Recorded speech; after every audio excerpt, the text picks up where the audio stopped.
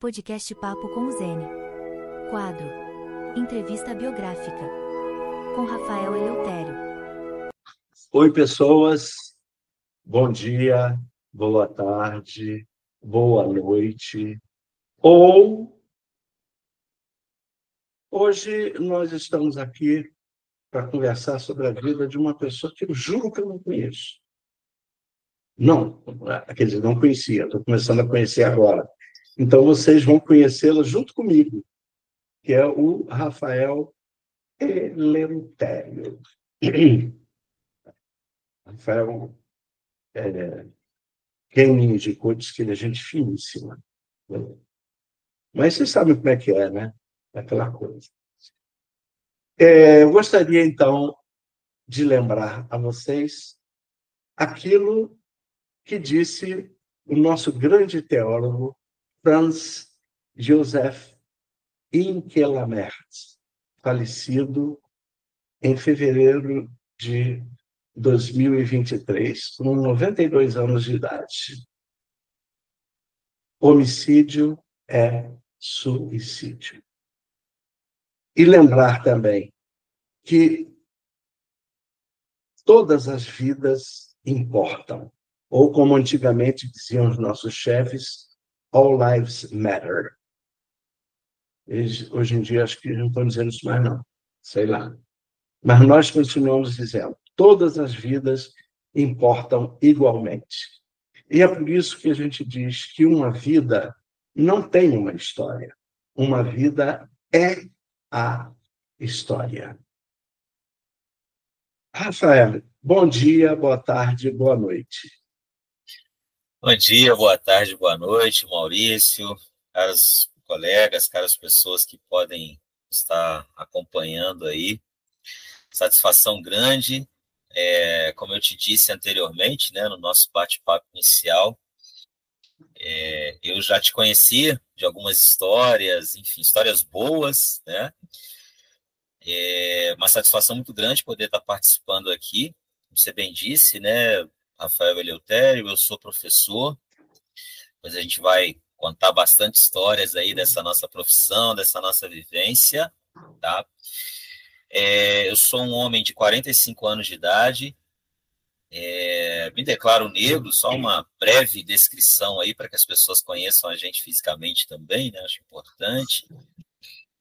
Sou um homem tipicamente brasileiro, né? Cabelo cortado baixinho, sou um homem que me declaro negro, enfim. Estou aqui com uma camisa de tom rosa, enfim. E estou aqui, cara, com muita vontade, assim, com muita disposição de poder acrescentar nesse trabalho, né? Sempre ouvi falar muito bem desse trabalho que você executa, e para a gente é uma satisfação muito grande poder participar desse momento. Espero que as pessoas que nos acompanharem aí possam, após assistirem, né, nosso trabalho, possam sair de alguma forma melhor do que entraram. Esse é o nosso objetivo, contar nossa história de vida, nossas experiências, nossas vivências, né, e realmente poder agregar na vida das pessoas. Esse é o nosso grande objetivo. Bom, você, Rafael Eleutério, de quê? Rafael Tiago Eleutério Ferreira. Esse é o meu nome completo. É o nome composto, né? Rafael Tiago Eleutério é o sobrenome materno, Ferreira é o sobrenome paterno. Tá vendo? A ignorância é uma coisa fantástica. Eu pensei que Rafael Eleutério é que era um nome composto. Não. Eleutério é o sobrenome da família da minha mãe. Bom, esse teu Ferreira não tem nada a ver com aquele outro Ferreira que você também conhece, o Carlos Alberto? Não tem. Você não é parente. Olha, Ferreira é um sobrenome quase que universal. É Silva e Ferreira. Silva Ferreira, né? E a minha esposa é Silva. A minha esposa é Silva. Você falou do Carlos, né? Assim, infelizmente, não tenho grau de parentesco com ele, mas seria um grande prazer se tivesse. É um cara que eu conheci pessoalmente há pouco tempo, mas também já conhecia muitas histórias dele, de ouvir falar, enfim. É um cara que eu teria o maior prazer de ter, assim, um grau de parentesco com ele. Mas vai ver, a gente tem, né? Vamos procurar, né? Vamos procurar. Fazer uma árvore genealógica, de Isso é repente. bom, hein? Se bem que o Carlos Alberto, a ascendência dele é portuguesa, eu estou achando, sei lá, né? Sei lá, mas vai que, né? Vai que em algum Vai que. momento aí cruzam-se, Ah, né? Os assim, portugueses com os mineiros, né? Enfim, por que não, não? fizeram muito isso, né? Não é? É, né? Você sabe, a minha família toda é do Espírito Santo. E Certo. eu não sei por que, rapaz, o Espírito Santo andava tão em baixa que a minha mãe se declarava mineira. Olha aí. E olha, ela não era nem da fronteira, hein? Eu não sei por que ela dizia que ela era mineira. Eu digo, ué, mãe, você é capixaba, pô.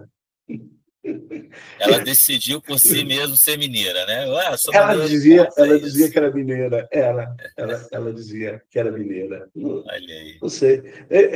Bom, você, no off aqui, você me disse que nasceu em Minas. Onde você nasceu em Minas? Então, Maurício, eu nasci numa cidade chamada Ipatinga, né? Eu acredito que alguns conheçam. Ipatinga. Você já ouviu Isso. falar? Não, lá eu Ipatinga, nunca fui. Nunca fui em Ipatinga, mas Ipatinga é uma já ouvi cidade que falar muito. fica no Vale do Aço, né? Em Minas Gerais. Tem lá Uzi Hum, Minas. A cidade cresceu em torno da Uzi Minas, né? Na verdade, eu nasci em Ipatinga, morei ali bem na divisa de Ipatinga com Coronel Fabriciano, que é, vamos dizer, a hum, metrópole, né, de Ipatinga, a gente pode classificar dessa forma. Vivi lá até os 6 anos. O meu pai é daqui de Volta Redonda, né, onde eu moro hoje. Moro aqui desde os 6 anos e tal, enfim. A minha mãe é de uma cidadezinha também em Minas, uma cidadezinha bem pequenininha chamada Nova Era. nossa, essa então já era. Eu não conheço mesmo. Essa aí é bem pequenininha mesmo, né? Uma cidade também em Minas. E a gente viveu lá em Ipatinga. Minha irmã, na verdade, assim, meus pais se casaram em Minas, vieram aqui para iniciar a vida, né, em Volta Redonda. A minha irmã, a única irmã que eu tenho, mas que é um ano mais velha que eu, nasceu aqui em Volta Redonda, mas a vida, enfim, por algum motivo, questão profissional, talvez, o meu pai foi trabalhar e saiu da CSN, né, onde ele trabalhava aqui em Volta Redonda, que é a Companhia Siderúrgica Nacional, e foi para Uzi Minas. Ele, né, a maioria do tempo atuou no ramo da metalurgia, e saiu de uma grande metalúrgica e foi para outra, né, para Uzi Minas. E lá em Ipatinga, onde trabalhando na Uzi Minas, foi onde eu nasci, no dia 16 de março de 1980. E aí vivi lá até 86, mais ou menos, foi quando a gente veio para cá, para Volta Redonda. Depois a gente acabou voltando lá para Minas em 95, eu tinha 15 anos, mas aí a gente viveu os 8 primeiros meses, né, de 95, a gente viveu em Nova Era, a cidade natal da minha mãe. Mas logo depois a gente retornou aqui para Volta Redonda e aqui estamos até hoje. Você sabe, esse negócio de Minas, olha só que eu bati papo com uma camarada de Poços de Caldas. Sim. Eu conheço Poços de Caldas. Uhum. Aí eu perguntei para ela, você conhece Dona Beija? Ela disse, nunca ouvi falar. Eu disse, mas ela é da sua cidade, Poços de Caldas. Rapaz, depois me gozaram tanto, porque a Dona Beija é de Araxá. Eu também conheço. Você entende como é que é? É O muito pessoal, não, comum. mas não me perdoaram, cara. Não me perdoaram. Eu imagino. Você, eu ainda constrangi a cara, rapaz. Ela tinha que conhecer a dona dele, cara de Poços de Caldas é mole. Eu mereço, né? Como você é de Poços de Caldas e não conhece a Dona Beija, minha querida? Ela não podia conhecer, pô, a mulher era de Araxá, e Araxá não é perto de Poços de Caldas, cá para nós também, né? Não, não, não mesmo, não mesmo. Não mesmo, não é perto. É sul de Minas ali, mas não é perto, né? Sim, sim, sim. Entendeu? Quer dizer, você vê que esse nosso papo tem disso, tá? Tá, Se por tudo bem. acaso eu cometer outro deslize, não vai ser o primeiro e não será o último, tá bom? Fica tranquilo, Maurício, fica tranquilo. Não. Bom, você já nasceu cego? Como é que é essa sua cegueira? Então, Maurício, eu Quer dizer, você é nasci, completamente cego? sim, sou completamente cego desde que nasci, Ah, hum, glaucoma congênito, né? causas desconhecidas, né? Existem algumas possibilidades, mas nada assim concreto. A gente, na verdade, nunca buscou muito descobrir isso. Como eu te falei, eu nasci em 80, lá em Ipatinga, não se tinha muito recurso à época. Logo eu fui encaminhado para o Instituto, que hoje, né, Instituto Hilton Rocha, na época era o hospital lá, enfim. E a minha primeira cirurgia foi com 12 dias, 10 ou 12 dias, me lembro bem agora. Quer dizer, eu não ia me lembrar mesmo, né? Eu estou me lembrando da minha mãe falando, meus pais contando. Eu acho, eu não lembro agora se são 10 ou 12 dias, eu fiz a primeira cirurgia, mas para controle da pressão ocular, né? Eu tinha pressão ocular muito alta, enfim. Acho que foram com 12 dias mesmo, porque foram 10 cirurgias que eu fiz. Foram 10 cirurgias para esse controle, e aí foi um período que, né, meus pais sempre estavam comigo lá, fazendo essas cirurgias, mas não assim, tá? Só deixando claro para as pessoas, com a possibilidade de enxergar, não. Era só mesmo para controlar a pressão ocular, que era muito alta. E aí, já abrindo um pouquinho o leque para essa questão da deficiência visual, né, Maurício? Acho importante a gente falar também, até, enfim, porque esse vídeo é atemporal, né, e a gente sabe que, de repente, a gente pode trazer clareza para muitas pessoas também, né, em relação a isso. E depois, com 11 anos, só para concluir essa trajetória de tratamentos, enfim, essa coisa toda, com 11 anos eu fiz uma cirurgia de extração do globo ocular esquerdo, então eu tenho uma prótese no olho esquerdo. Os médicos, eu sentia muita dor, né, enfim, os médicos acharam à época que era melhor fazer extração. Depois eu vim a descobrir que essa dor que eu sentia, porque ela acabou persistindo, mesmo pós-cirurgia, né? Eu convivi com essa dor durante muito tempo e muitos anos depois eu descobri que essa dor não tinha nada a ver com a questão do olho, era uma questão ortodôntica, por incrível que possa parecer. Tá. Mas, enfim. Não, eu já ouvi. Bom, eu conheci cegos de tudo quanto é jeito. Até esse tipo de história eu já ouvi. Pessoas que sentiam dor e tiveram que extrair o dente. Na verdade, depois eu descobri, né? Enfim, o médico disse: eu estou olhando todos esses exames aqui, não tem nada, procura um dentista aí, que a sua questão é dente, né? E aí eu vi lá que era uma questão da mordida, enfim, e aí por conta disso eu uso, né, um aparelho ortodôntico já há uns bons anos para fazer essa correção. E graças a isso, né, eu não sinto mais essas dores. Eu vi falar de gente que perdeu um olho por causa de dente. Sim, é muito comum, Você vê né? Que mais comum do que a gente pode imaginar. Né? Exatamente. E aí, então, você sempre foi cego, então sua família não alimentou nenhuma esperança de que você pudesse enxergar.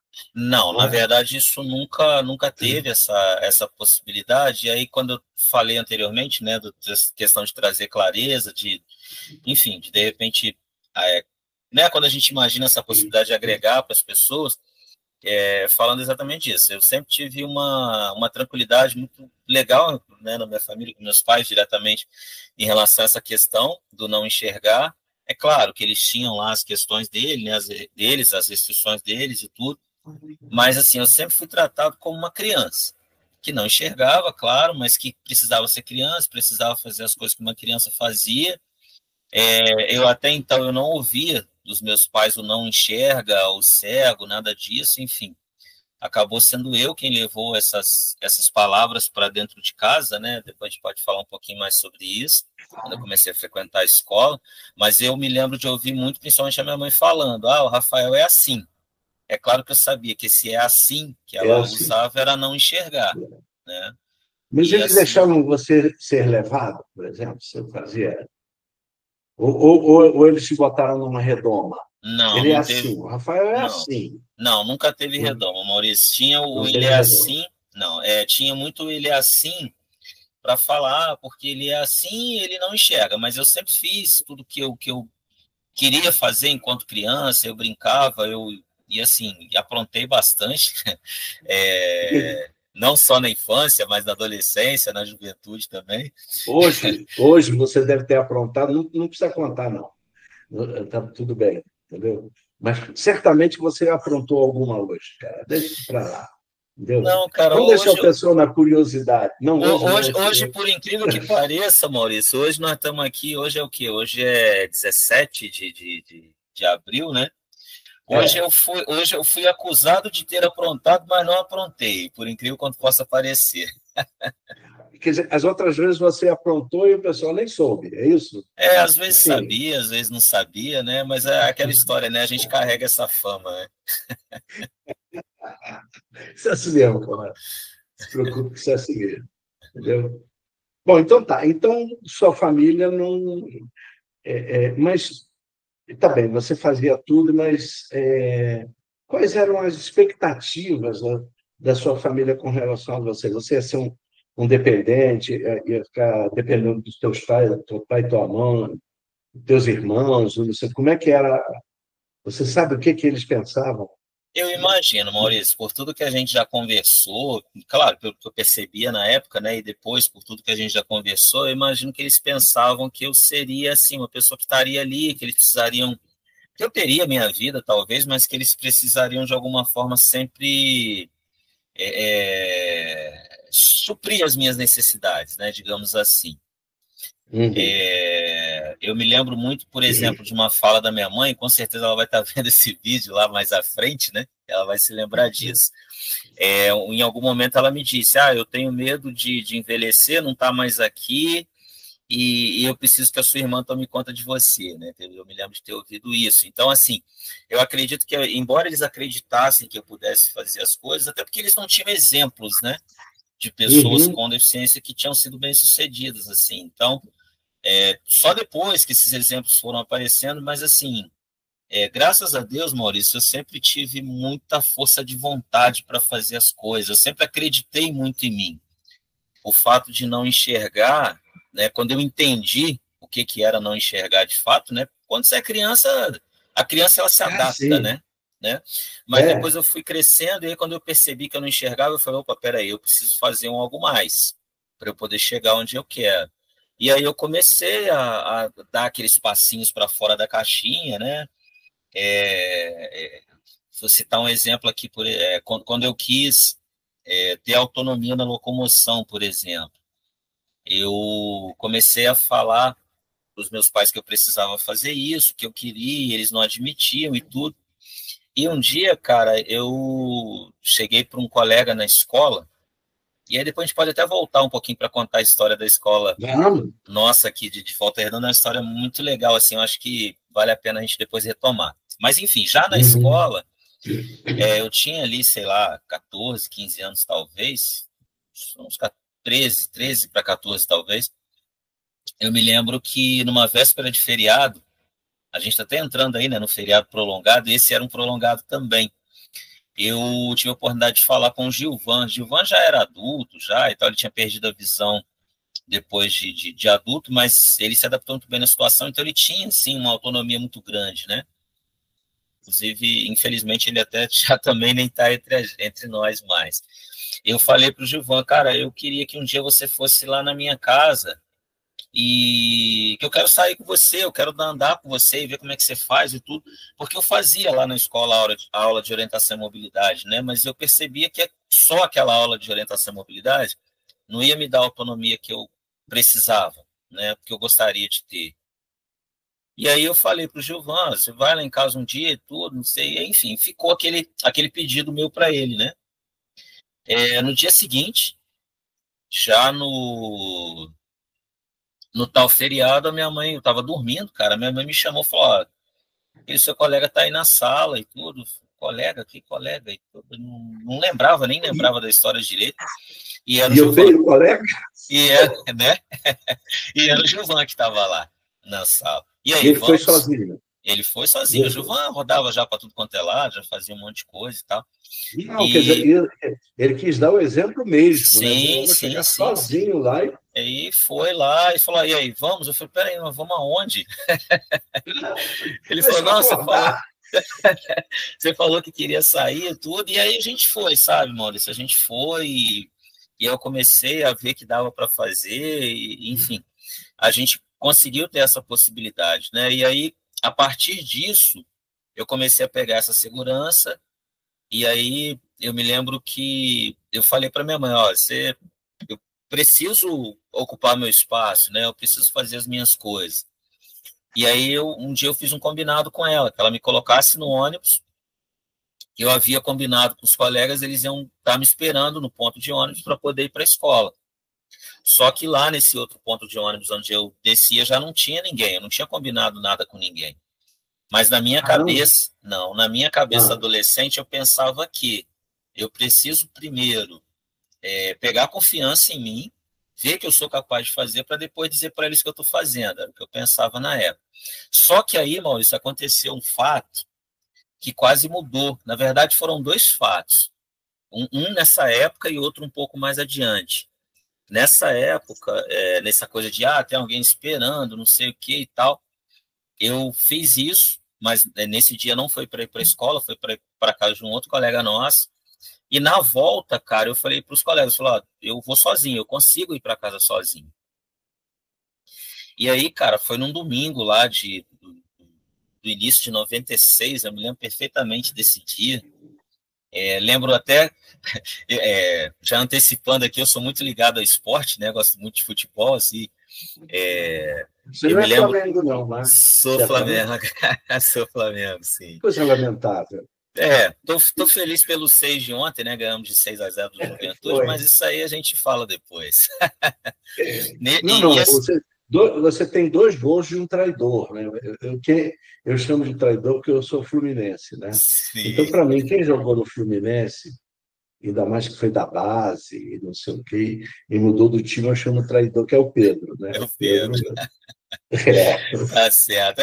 Você não deixa de ter razão, não. Então, vocês já têm o Pedro, tem o Gerson, né? E o Ayrton Lucas. O Ayrton Lucas também foi de Xerém. É verdade. Não é verdade? E se dependesse da minha vontade, teríamos o Cano também, mas tudo bem, faz parte. Bom. E o Arias também? Não, eu acho que seria um bom reserva para Arrascaeta. Seria assim. É isso. Mas aí, Maurício... Colocou um de cada lado do campo, rapaz. Põe o Arrascaeta na esquerda e o John Arias na direita. Também pode ser. É uma possibilidade. Mas esse fato que eu vou relatar aqui, ele aconteceu em algum dia de 96. Há pouco tempo eu até vi essa data, mas agora não vou me lembrar dela. Mas o Flamengo jogou nesse dia, o Flamengo jogava contra o Barreira, que é o precursor do Boa Vista, né? O Barreira de Bacaxá. O Flamengo ganhou. Tá aí, é legal isso dizer. É precursor do Boa Vista? Precursor do Boa Vista. O Flamengo jogou com o Barreira e ganhou esse jogo, acho que de 5-0, se eu não estou enganado aqui. Só que por que esse dia me marcou tanto? Eu falei para os colegas lá que eu estava tranquilo para ir para casa sozinho, e realmente peguei o ônibus, desci no ponto certo. Só, cara, que o trajeto do ponto de ônibus para minha casa não era nem tão distante, não. Eu atravessava ali, acho que um quarteirão e subia uma rua. Não era uma coisa assim... Era um trajeto que eu faria tranquilamente com menos de 10 minutos, sabe, Maurício? Mas eu levei, cara, mais de 2 horas para chegar na minha casa. Porque eu me perdi pelas ruas. Né? E rodava para lá, e rodava para cá, e voltava. E domingo à tarde, né, cara? Pouco movimento nas ruas. Ninguém na rua? Tinha ninguém na rua, e as pessoas que eu perguntava não me davam informação que eu precisava. Eu falei, meu Deus, como é que eu vou... E naquela época não tinha celular, não tinha nada disso, né, cara? Se fosse hoje, eu pegar o celular, me resgata aqui, onde você tá? Não sei, me procura. Não sei. Mas nessa época não tinha, cara. E aí eu rodei. Não sei nem se eu já contei essa história com meus pais, eu acho que não me lembro de ter contado, mas enfim. Vocês vão saber agora. Vão saber. E aí fiquei rodando por ali e tudo, cheguei em casa, e aí fui ouvir lá o jogo do Flamengo, ganhou o jogo do Barreira, e eu cheguei em casa, cara, com a certeza de que nunca mais eu ia sair de casa sozinho. Mas não falei nada com ninguém, sabe? Fiquei com aquela coisa para mim. Esse negócio não dá certo, como é que vai ser e tudo. E passei aquele dia ali, o domingo, a gente fica chateado, né, cara? Triste, como é que vai ser isso e tudo. Mas aí na segunda-feira eu já amanheci pensando que ia dar certo, que eu ia dar um jeito, que isso acontecia mesmo. Né? E aí, cara, quando eu cheguei na escola, eu comentei com os colegas, e aí um falou para mim assim, não, cara, isso é normal.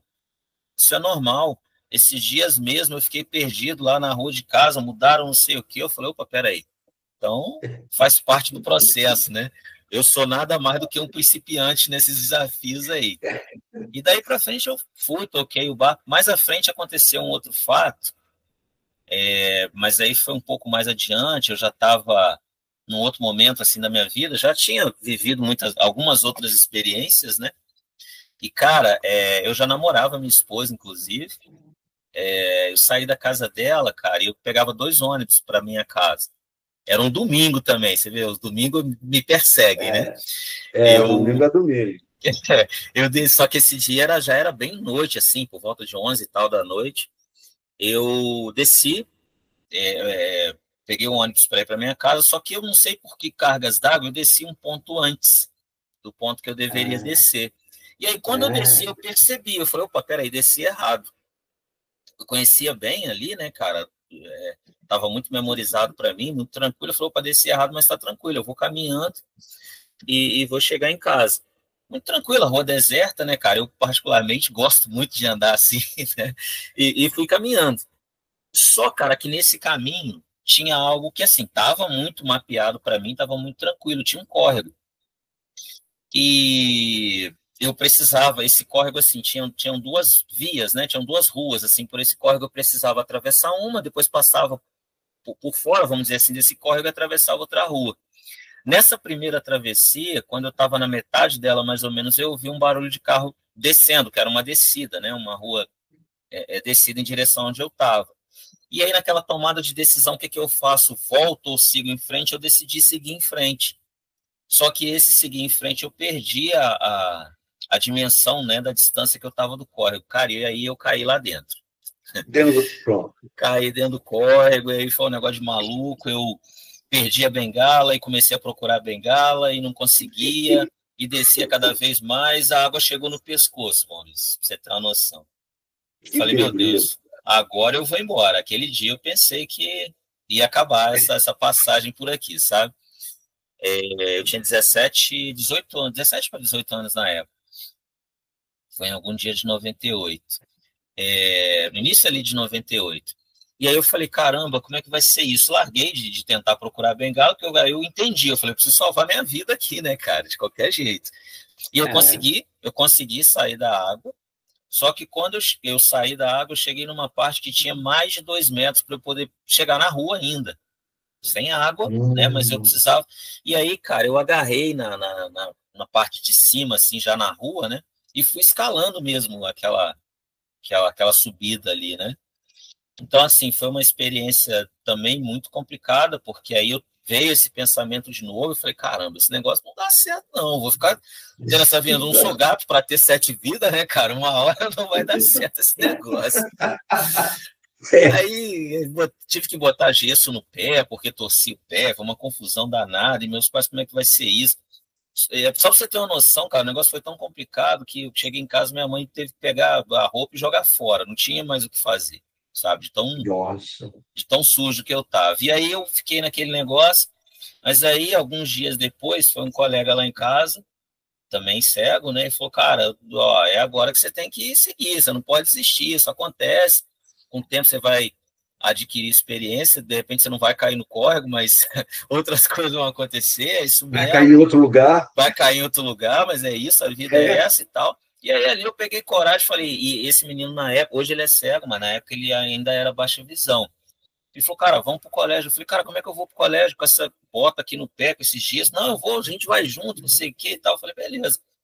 Falei com meus pais, eles não toparam muita ideia, mas acabei indo. E aí, cara, eu pego o ônibus, porque esse menino, quando a gente desce para ir pro colégio, a primeira coisa que eu boto o pé na rua, eu vou com o pé de gesso dentro da lama, cara. Eu falei, meu Deus, esse negócio não tá direito. Entendeu? E aí, daí vieram outras aventuras depois, outras coisas, mas assim, Maurício, o fato de não enxergar, na verdade, nunca foi para mim, cara, fator preponderante assim para me dizer, não, você não vai fazer isso, sabe? Eu costumo dizer que eu sempre fiz tudo aquilo que eu quis fazer, talvez eu fiz de um outro jeito, num outro tempo que eu queria fazer e tal, mas eu falo, cara, com muita tranquilidade. Nunca me impediu de realizar as coisas que eu quis realizar a vida fora. De verdade, não. Tudo bem. Bom, me diga o seguinte, tudo bem, você foi para Volta Redonda com 6 anos, e como é que você chegou à escola? Quer dizer, seus pais souberam, como é que foi Vamos lá. essa Eu sua sempre. chegada? Essa é uma história bem legal. Eu, quando vim para Volta Redonda, não existia a escola de cegos aqui em Volta Redonda, de pessoa com deficiência visual, não existia aqui na cidade. As pessoas saíam daqui e iam para o Instituto Benjamin Constant, né? Ah, Só que os meus pais não aceitavam a ideia de que eu fosse para o Instituto, né? E eu, criança, também não entendia muito bem o que significava isso, né? Ficar longe e tal, nunca tinha vivido isso. E aí meus pais começaram a buscar outras pessoas, também pais de pessoa com deficiência visual aqui na cidade, e fizeram um movimento. Então, assim, ali em 87 e tal, em 88 começaram esse movimento para que se criasse aqui em Volta Redonda a escola de deficientes visuais. E aí, cara, esse movimento foi um movimento, assim, até rápido, né? Porque normalmente essas coisas não são fáceis acontecer, mas no dia 3 de outubro de 88 a nossa escola aqui foi fundada, né? Aí foi uma história muito bacana, assim, porque eu me lembro, embora tivesse 8 anos na época, eu me lembro, assim, bem do início, sabe, Maurício, da escola, das coisas acontecendo, os primeiros fatos ali, é muito vivo, assim, na minha cabeça, né? Os professores, os colegas e tal. Eu entro nessa escola em 88. Um detalhe importante, eu acho a gente citar aqui, eu já era alfabetizado, a minha mãe tinha me alfabetizado em casa, não em braille, claro, porque ela não conhecia, sabia o braille, mas ela me alfabetizou com a caneta. Então eu ah, é? escrevia em tinta. Sim, eu escrevia em tinta. Você escrevia em tinta? Escrevia em tinta. Só não dava para Olha, ler, né? Mas eu escrevia, então, escreve aí entendi. Mas, casa, eu mas, escrevia lá casa, né? mas você usava alguma coisa para orientar a linha ou Não, só não, não? não, não. Escrevia Ah, livre, seco. livremente ali. Aham. E minha mãe não é professora, mas ela dava aula de reforço em casa, né? Enfim. E aí eu me lembro que eu ficava atrás das paredes, né? Ela perguntava lá, 5 vezes 4, eu gritava de lá, 20. Então, assim, eu meio que estudava ali também, né? E Uhum. aí, nesse inteirinho, ela acabou me alfabetizando. Então, eu vou para a escola, nesse finalzinho de 88 e 89, é onde eu aprendo o Braille, me apaixono pelo Braille, assim, é uma das minhas grandes paixões. Eu costumo dizer que o Braille, com certeza, está entre as minhas grandes paixões, sem dúvida. E em 90, eu sou o primeiro aluno a sair dessa escola e ser incluído aqui na rede regular de ensino de Volta Redonda. Tá? Não que nunca tivesse tido outra pessoa com deficiência visual que estudasse aqui, na rede regular de ensino, não é isso. Eu fui o primeiro a sair da escola e ir para a rede regular de ensino. Eu entro aqui na Escola Municipal Amaral Peixoto, no bairro Retiro, onde eu morava à época, né?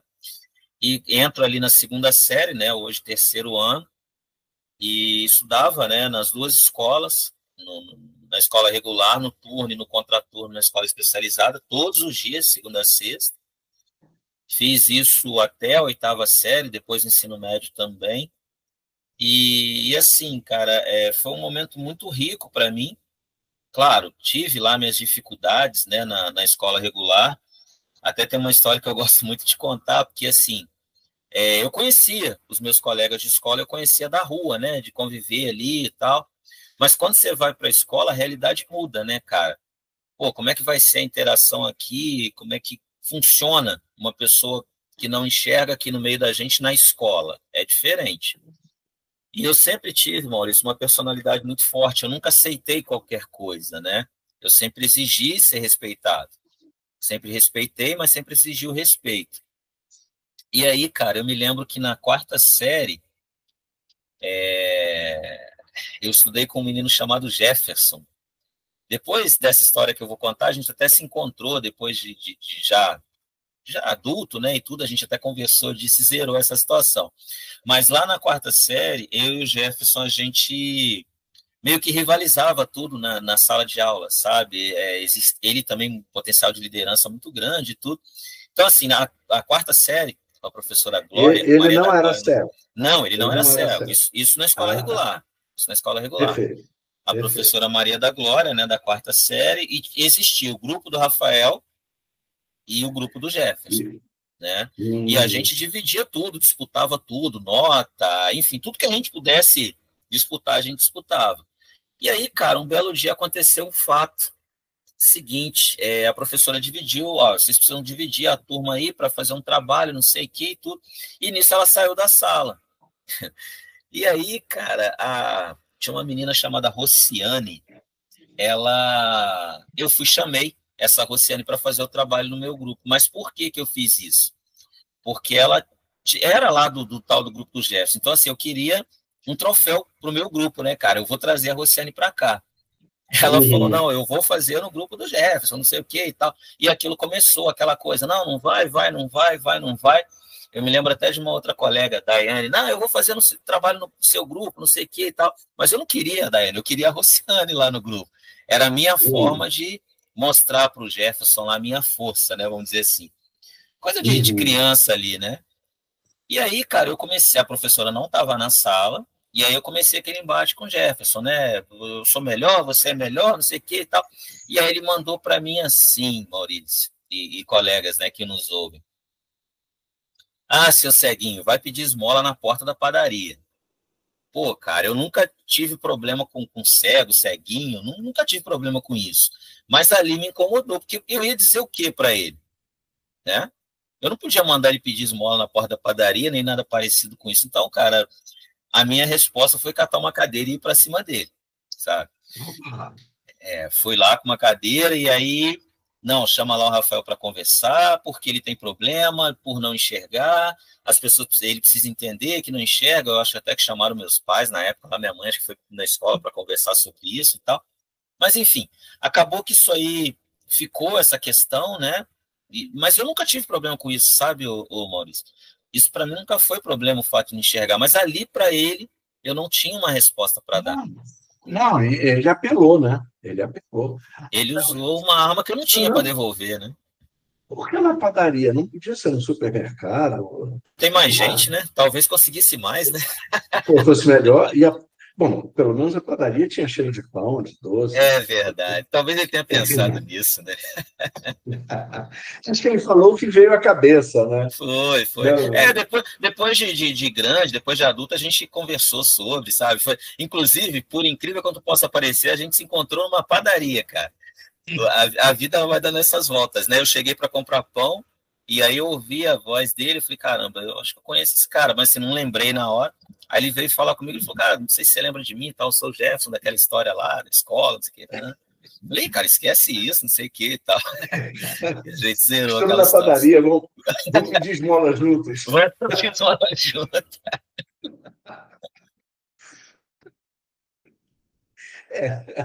Não, mas isso aí, rapaz, é uma coisa que alguém apelou para você. Qual de nós não teve uma situação, digamos, semelhante? É muito difícil, entendeu? É muito difícil. Uhum. E por que ele falou em pedir esmola? Porque, infelizmente, a questão de cegos é muito associada à mendicidade. Né? Sim, claro. Isso não adianta a gente, por mais que você... Porque eu digo o seguinte, não tá escrito na sua testa, eu sou o Rafael e sou professor. Sim. Isso não tá. O que está aparente para todo mundo é que você é ceguinho e pronto. E ponto, né, cara? Uhum. Né? Uhum. É isso que as pessoas, no primeiro contato, não se conhecem, não sabem nada, pode avaliar. Né? Eu sempre pergunto a algumas pessoas, sempre perguntei na escola, antes de mim, você conheceu algum cego? Eu me lembro que uma vez um camarada me disse o seguinte, ele trabalhava comigo, né? Ele disse, rapaz, depois que eu conheci você, eu nunca mais dei esmola para ninguém. Eu disse, que isso, cara? Nunca mais, cara. E aí ele ainda me contou uma história que é o seguinte, eles pegavam um ônibus para trabalhar e, num determinado ponto, subia um cego. E alguém tinha que levantar para dar um lugar para o cego. Entendeu? Uhum. E aí, rapaz, ele me contou essa história. Ele disse assim, pô, tá chegando o ponto do ceguinho entrar, pô. Alguém vai ter que se levantar para dar um lugar para ele. Aí, quando o ônibus passava e ele não estava, todo mundo ficava feliz. Ai, hoje ninguém precisa se levantar para dar lugar. Todo mundo cansado, você está entendendo? Todo mundo Aham. cansado. Alguém ia ter que ficar em pé, Uhum. entendeu? Então, você vê que isso acontece. Não falaram para esse cego, eu acho que nunca disseram isso para ele, e eu nem sei quem é, tá? Uhum. Uhum. Mas você vê como é que é, a relação é essa mesmo, entendeu? Sim. Acontece mesmo.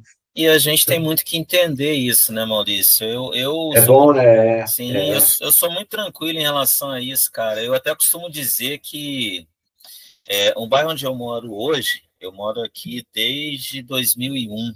Então, assim, você bota aí, tem pelo menos 23, 24 anos que eu vivo aqui. Eu costumo brincar, dizer que o dia que eu não tiver mais aqui, as pessoas vão contar que eu bati a asa e saia voando aqui pelo bairro, sabe? Tamanhas são as coisas que a gente ouve, assim, às vezes acham que a gente não escuta, né? Além de não enxergar, não escuta. Então falam de você como se você não estivesse ali, Ah, né? sim, perfeitamente, claro, claro. E às vezes falam coisas, cara, eu falo, meu Deus, se eu fizesse a metade dessas coisas que as pessoas estão falando, né? Estava bem demais. E outros já falam, nossa, coitado. Já perguntaram para minha esposa coisas assim absurdas, tipo, pô, você tem que levar ele para o trabalho, fica lá esperando, coisas desse tipo, né? E não adianta, cara, a gente se revoltar, a gente tem que tentar levar isso aí com bom humor, tentar entender que é isso mesmo, tentar entender Tem que dia nem. que a gente, tem dia que a gente não está de bom humor, mas isso acontece com todo mundo, né? Claro, claro, tem Entendeu? dia que você não Agora, aceita. se você levar isso, você vai ficar neurótico, você não vai viver, Não entendeu? vive, não vive. Tem que Ah, levar na boa, da melhor forma possível, né, naquele momento. Né? exatamente. Bom, você, então, estudou na escola regular, fez o ensino médio também aí em Volta Redonda? Sim, Maurício, sim, foi aqui em Volta Redonda. Eu tive uma passagem, cara, uma passagem que eu até gosto de contar. É uma passagem muito. Porque, assim, enquanto eu estou estudando, né, eu estou sonhando, eu estou vivendo coisas e tal. Já falei anteriormente, né, eu tenho uma paixão muito grande pelo futebol, sempre tive. É algo que sempre me acompanhou. Meu pai jogou bola durante muito tempo, né, a família também, várias histórias e tal. E uma das coisas que mais me incomodavam, ou aliás, a única coisa de fato que assim, de verdade me incomodou pelo fato de não enxergar, cara, enquanto eu estudava eu ia crescendo, e aí eu temia em relação ao que ia acontecer quando eu crescesse em relação ao futebol, porque até então, do jeito que dava, eu brincava com os colegas na rua ali, na escola também e tal, mas eu imaginava, caramba, eu vou crescer e não vou mais poder jogar bola, porque eles vão jogar nos campos, nas quadras, não vai dar mais para mim, né? Uhum. E aí, cara, ao domingo aí de novo, né? Em algum domingo de manhã, Domingo. em algum domingo de manhã, e por incrível que pareça, é o dia que eu mais gosto, assim, cara. A gente tem, né, esses gostos, tal, essas preferências. Domingo é um dia que eu gosto bastante. E aí, algum domingo de manhã, eu ouvindo a Rádio Nacional, cara. Tinha um programa de esporte amador, né? Era até um jornalista bem conhecido aí no meio esportivo, Wellington Campos, está em atividade até É. hoje. Ele Uhum. apresentava esse programa e aí eu ouvi lá. Minha mãe estava fazendo almoço domingo, rádio na cozinha, bem típico, né, de família brasileira ali dos anos 80, 90 e tudo. Eu ouço o Wellington Campos, vamos entrevistar aqui o senhor Misael Conrado, atleta de futebol de cegos. Eu falei, opa, peraí, existem mais Peraí, cegos no tem? mundo, inclusive que jogam Opa! bola? Como assim? Aí eu fiquei louco, né, cara? Eu vi ele contando as histórias, ele ia disputar um campeonato lá em São Paulo, alguma coisa do tipo e tal. E aí eu boto fogo em todo mundo, cara. Ó, tem gente que joga bola, tem como jogar e aquela coisa toda. E aquela história que não existia antes, a possibilidade, meus pais não aceitavam a ideia de que eu fosse para o Instituto Benjamin Constant. Eu comecei a achar que o único jeito para eu continuar jogando bola e fazer o que eu queria era ir para o Benjamin Constant. Né? E Isso aí a gente. você não, claro, não estava ainda no curso médio, porque senão você não iria para o Benjamin Constant, Não, é isso? eu tava ali, cara, terminando a sétima série e alguma coisa assim. Hum. E aí esse processo ele vai se arrastando, né? Liga para o instituto, aquela coisa dos anos 90, né, Maurício? Muita dificuldade para telefone, e liga, espera, e fala, e marca e não consegue, aquela coisa toda. Fato que, em 96, eu com 16 anos, né, indo ali para a 8ª série, eu sou matriculado no Benjamin Constant e vou para o Benjamin Constant para estudar lá. Assim, e vai como interno, né? Como interno, vinha, né? A ideia era vir todo final de semana para Volta Redonda, e a minha ideia, na minha cabeça, era ir, porque lá tinha o bendito do futebol, estava começando lá o futebol, aquela coisa toda, e eu encantado com aquela coisa. Só que eu não consigo ficar, Maurício. Eu não consigo ficar porque eu sinto muita saudade das minhas coisas aqui em Volta Redonda, da minha família, da minha vida de escola, né, cara? E também afinal, com 16 anos já é complicado, bicho. Né? E com 16, quando eu me vi lá, cara, e assim, eu já saía, né, Maurício? Eu já tinha minha vida já começando a acontecer aqui em Volta Redonda, né? Então, assim, eu já tinha as minhas relações, assim, para além da minha família, vamos colocar assim, né? E quando eu me vi, naquele momento eu interpretei assim, preso no instituto, porque eu não podia sair para canto nenhum, né? Eu não tinha liberação de orientação e mobilidade, não saía. Tá. Ainda mais que você não conhecia o Rio também. Não conhecia o Rio, não conhecia ninguém. Então, assim, eu ia na segunda-feira, entrava, estudava de manhã, fazia alguma outra coisa lá à tarde, ficava muito chateado, ficava mais pendurado no orelhão do que qualquer outra coisa, um tempo vago, né, que eu tinha. E voltava para casa na sexta-feira. Eu falei, bom, isso aqui não está direito. E numa bela sexta-feira eu juntei minhas coisas e falei, não volto mais, né? Nem o futebol foi capaz de me segurar lá no instituto. Quanto tempo você ficou no instituto? Não, eu fiquei pouco tempo, cara. Eu fiquei muito pouco tempo, não me lembro exatamente, mas foram semanas, assim, não foi mais do que semanas. Eu não suportei, quer dizer, realmente. E aí você conseguiu voltar para a escola regular? Aí volto, sim, aí volto para a Volta Redonda, para a escola especializada, né, no contraturno e para regular, né, Colégio João 23, a época que eu estudava. Termino ali a 8ª série, entro aqui num curso técnico de processamento de dados no Colégio Getúlio Vargas, muito conceituado, né, um colégio público muito conceituado aqui na cidade. Foi feita uma prova de seleção e tal. Isso é uma coisa interessante. Você cego Sim. Em 96, 7. Sim. E foi para um curso técnico de processamento de dados. De processamento de dados. Eu acho que nós vamos aprofundar mais isso no próximo papo do que é ser cego, mas a gente já pode dar uma palhinha. Ninguém rejeitou você, ninguém disse, olha, ceguinho, tá bem, você não precisa pedir esmola na padaria, mas, pô, aqui no curso eu acho que não dá, não. Não vai dar aqui, né? Então, o que aconteceu nesse inteirinho aí, Maurício? Eu vou para esse curso, né? Eu acho que é pertinente a gente deixar para o segundo momento, mas, assim, só para dar uma palhinha, né? Como você bem colocou, a gente faz, cara, no curso, uma visita ao Serpro, no Rio, que era né, muito conhecido aí, muita gente. E aí, nessa visita que a gente fez ao Serpro, eu ouço lá de um dos responsáveis, até pouco tempo eu me lembrava o nome dele. Ele me falou, e falou isso perto de um dos coordenadores do curso. Ele falou, você faz lá, eram 3 anos de curso, né? Você faz lá 2 anos de curso.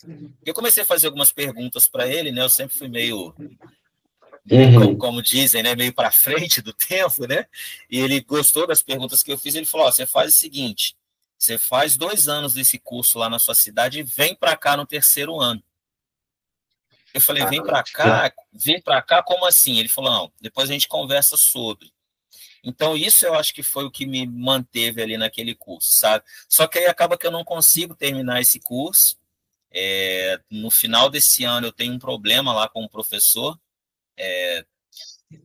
um dos professores do curso, e aí eu decido abandonar o curso. Não quero mais. Depois a gente pode até contar mais aprofundadamente essa história. É uma coisa interessante. Isso aí foi o quê? 97, mais ou menos? Foi 97.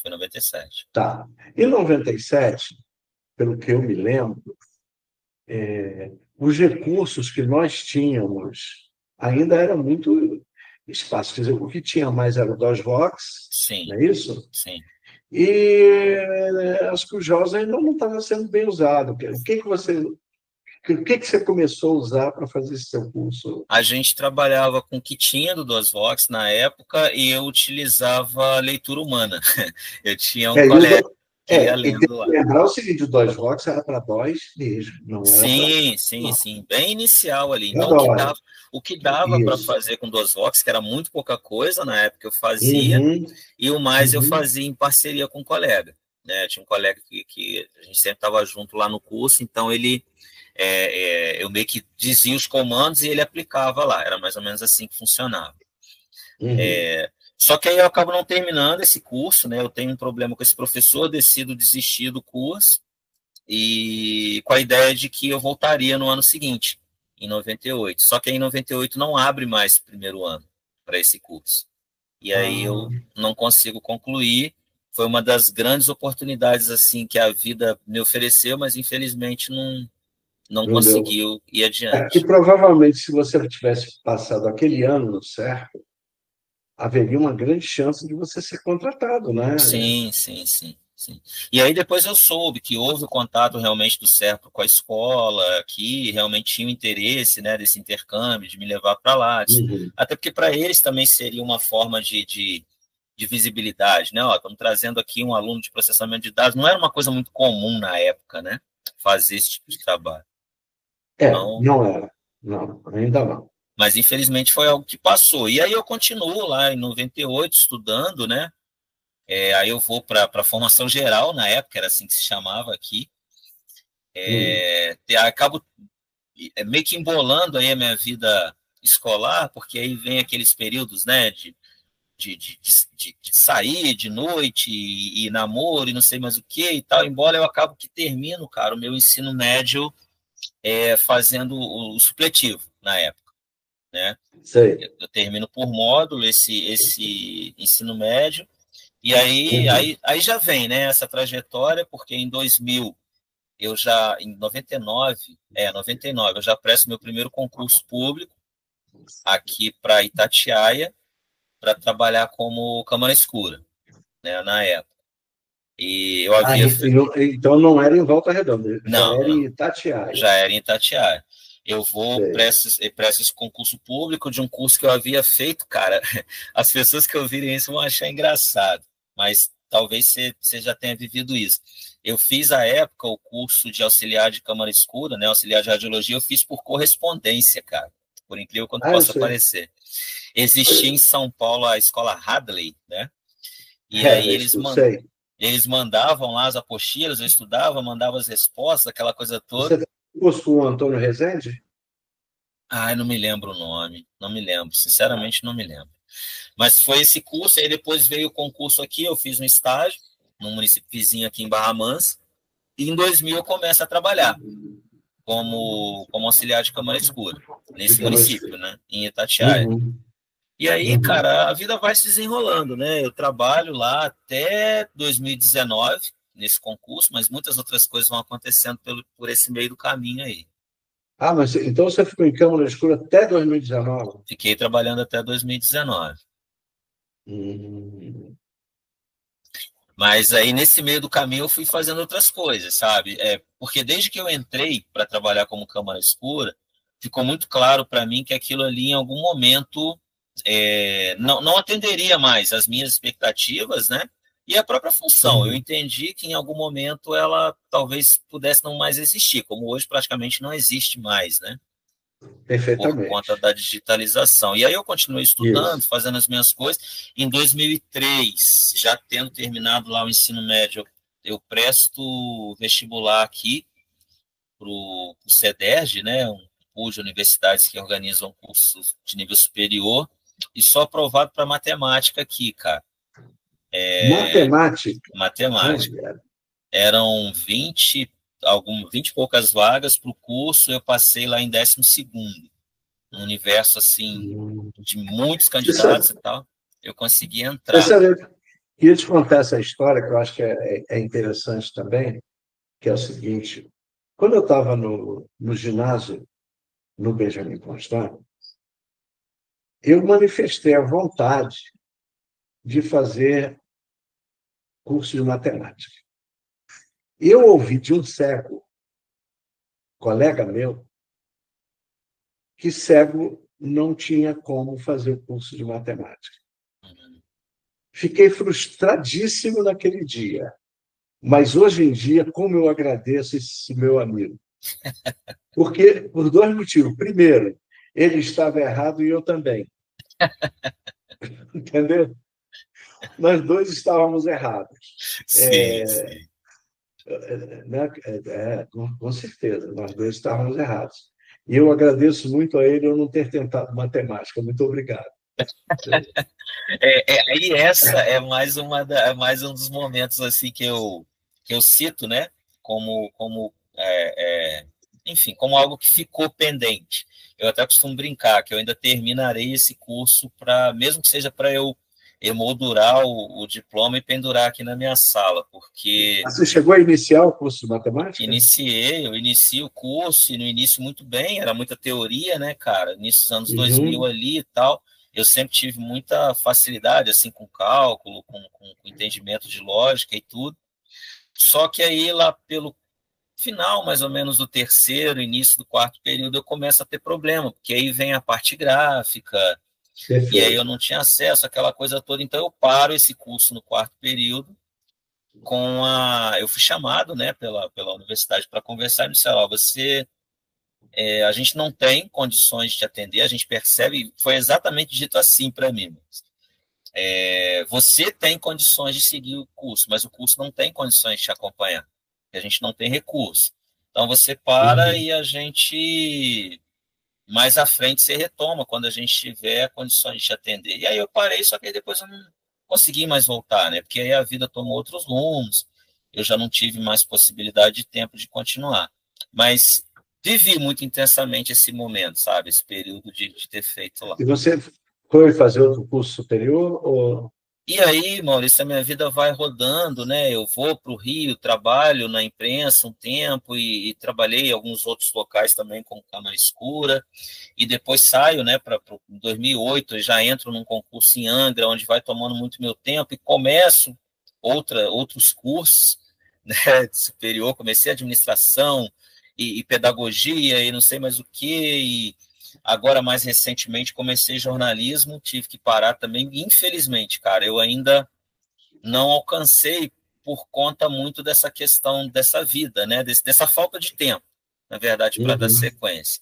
E aí, algumas pessoas tentam me convencer, e eu também tento me convencer de fazer à distância, mas ainda não consegui ter esse convencimento pessoal de que eu vou parar para fazer um curso à distância. Eu ainda acredito que eu vá concluir esse curso de maneira presencial. Então, assim, eu tenho hoje, eu costumo dizer, né, quando me perguntam, você tem? Não, eu tenho algumas formações pendentes, algumas, inclusive, bem próximas de terminar, sabe? Mas não consegui ainda. Mas estão pendentes. Estão pendentes. Não consegui ainda, infelizmente, essa graduação. E fiz, né, depois, em 2014, e é até uma história legal que eu gosto muito de contar, que quando eu era adolescente, enfim, eu sempre dizia que as duas coisas que eu não faria na vida, em hipótese alguma, era casar e dar aula. Tá. Casar e dar aula eram duas coisas que eu não fazia de jeito nenhum. De jeito nenhum. De jeito nenhum. Me casei muito cedo, né? Graças a Deus, tenho uma esposa maravilhosa, meus 2 filhos também maravilhosos. Meu filho mais velho tem 20 anos, é o Rafael Thiago. O mais novo tem 13, é o João Pedro. Você é quase avô já, né? Isso sabe, aí. eu cheguei para o meu filho. Meu filho, hoje em dia, ele vai fazer 40 anos. Sim. Vai. Eu cheguei e disse para ele, eu não quero ser avô. E eu fui claro com ele. Ele disse, se você fizer isso, eu te dou porrada. Bom, de novo, 2 coisas. Primeiro, ele realmente não tem filho. Mas a segunda coisa, eu acho que eu não ia conseguir completar, não, rapaz. Eu ia dar porrada nele. Ia não. Não ia não. Não tem jeito, né, Maurício? Não tem jeito. Não. Entendeu? Mas teu filho te ameaça?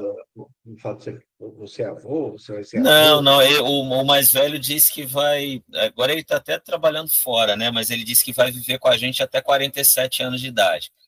E a gente E aí a gente pergunta para ele por que 47. Não, porque quando chegar no 47 eu aumento a idade. O mais novo não, o mais novo diz que vai casar, que vai ter sei lá quantos filhos, 4, 5 filhos e tal, enfim, mas vamos ver, né? Vamos ver. A ameaça persiste. Mas eu vou te falar, Maurício, sinceramente, cara, eu sou muito apegado à criança, sabe? Eu acho que vai ser um grande presente que eles vão me dar, de fato, assim. Uhum. Eu falei isso de brincadeira. Não, Eu não claro, ligo claro, isso, claro. não. Eu até, eu até brinco, cara, antes de conhecer minha esposa, né, de entender que eu ia casar de fato, né, quando eu dizia que eu ainda não ia casar, eu dizia que eu queria ser pai de qualquer forma, né, e aí na época eu brincava que eu queria ser pai de 5 filhos, sabe, independente de casar, sabe. E aí, em relação a casar, eu acabei casando, né, e o fato de dar aula, realmente, eu protelei isso por muito tempo, mas aí, em Angra, eu conheço uma professora que me encanta pela maneira de trabalhar, pela didática, enfim, pelo ser professora, né? Professora Juliana, que hoje, inclusive, é minha coordenadora, minha diretora, né? Lá em Angra. Não coordenadora, né? Agora é diretora, de fato. E aí, vendo a Juliana dar aula, eu falo, meu Deus, é isso que eu quero para a vida, né? E realmente fico encantado. Em 2014, eu começo a fazer um curso pós-médio, né? Enfim, e me formo em 2015, em março de 2015. Eu me formo e aí já em 2015 eu presto um concurso para uma cidade próxima aqui, Piraí. Passo e aí vivo lá uma experiência, assim, um turbilhão de emoções muito grande, porque primeiro não queriam me deixar assumir, disseram lá para mim textualmente que não viam como uma pessoa cega poderia dar aula, a não ser para cegos, né? E aí eu tive que ir a Piraí, levar os meus equipamentos, as minhas possibilidades e praticamente dar uma aula na Secretaria de Educação para mostrar para eles que era possível. E aí uma das minhas professoras do curso, né, de formação de professores foi comigo, a professora Ana Paula. Ela esteve comigo lá nesse dia, um dia assim que muito me marcou, né, o que aconteceu. Enfim, consigo convencê-los lá de que realmente eu poderia assumir a função. Mas aí me dizem, ó, tudo bem, você quer assumir, você quer dar aula, mas o grande problema é que aqui a gente só tem vaga para dar aula no jardim de infância. E aí eu falo, tudo bem, eu quero essa vaga. E aí, na época, minha esposa até brincou comigo, né? Tem um filme, né? Um Tira no Jardim de Infância. Ela até brincou, ela disse, ó, eu já vi um Tira no Jardim de Infância, agora um professor cego no Jardim de Infância eu nunca vi. Dá outro filme, Eu falei, então você vai ver esse filme acontecer, a gente vai trazer para a realidade. E assim, Maurício, foi uma experiência muito rica. Eu assumi lá realmente, né, essa oportunidade. Infelizmente, eu não pude ficar por muito tempo, porque eu tive que fazer escolhas, né? Na época eu já era concursado, ainda era concursado em Itatiaia, já estava concursado em Angra dos Reis. E só para se ter uma noção, o meu salário de professor nesse município onde eu assumi, ele era 3 vezes menor do que o salário que eu tinha na área administrativa em Angra. Então eu não tive como ficar lá, né? Não. Financeiramente eu não tive, mas eu trabalhei lá por 6 meses, foi um período muito rico.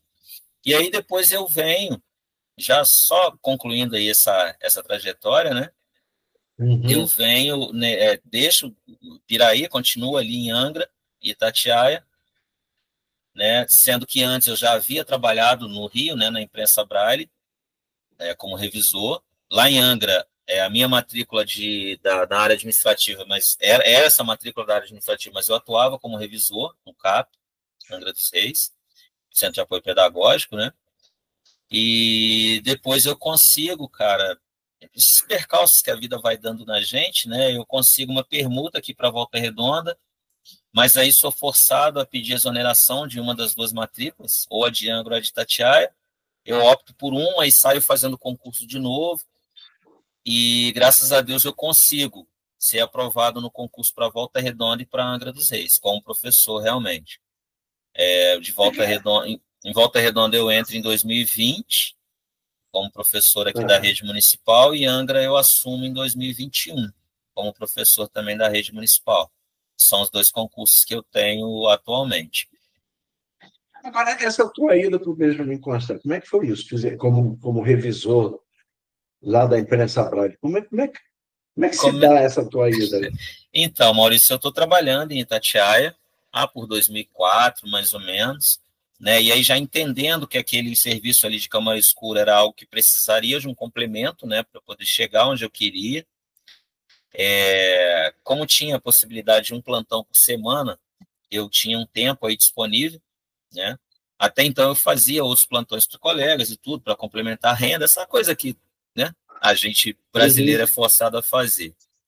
Mas aí eu decido que eu vou para o Rio fazer cursos. Vou tentar me qualificar, tentar uma oportunidade melhor de emprego.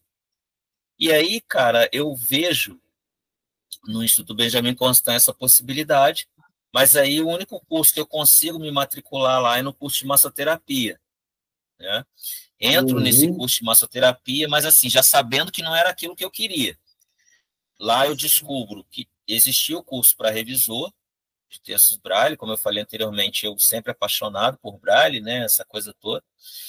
Eu descubro esse curso, mas descubro que é muito difícil acessar esse curso, né?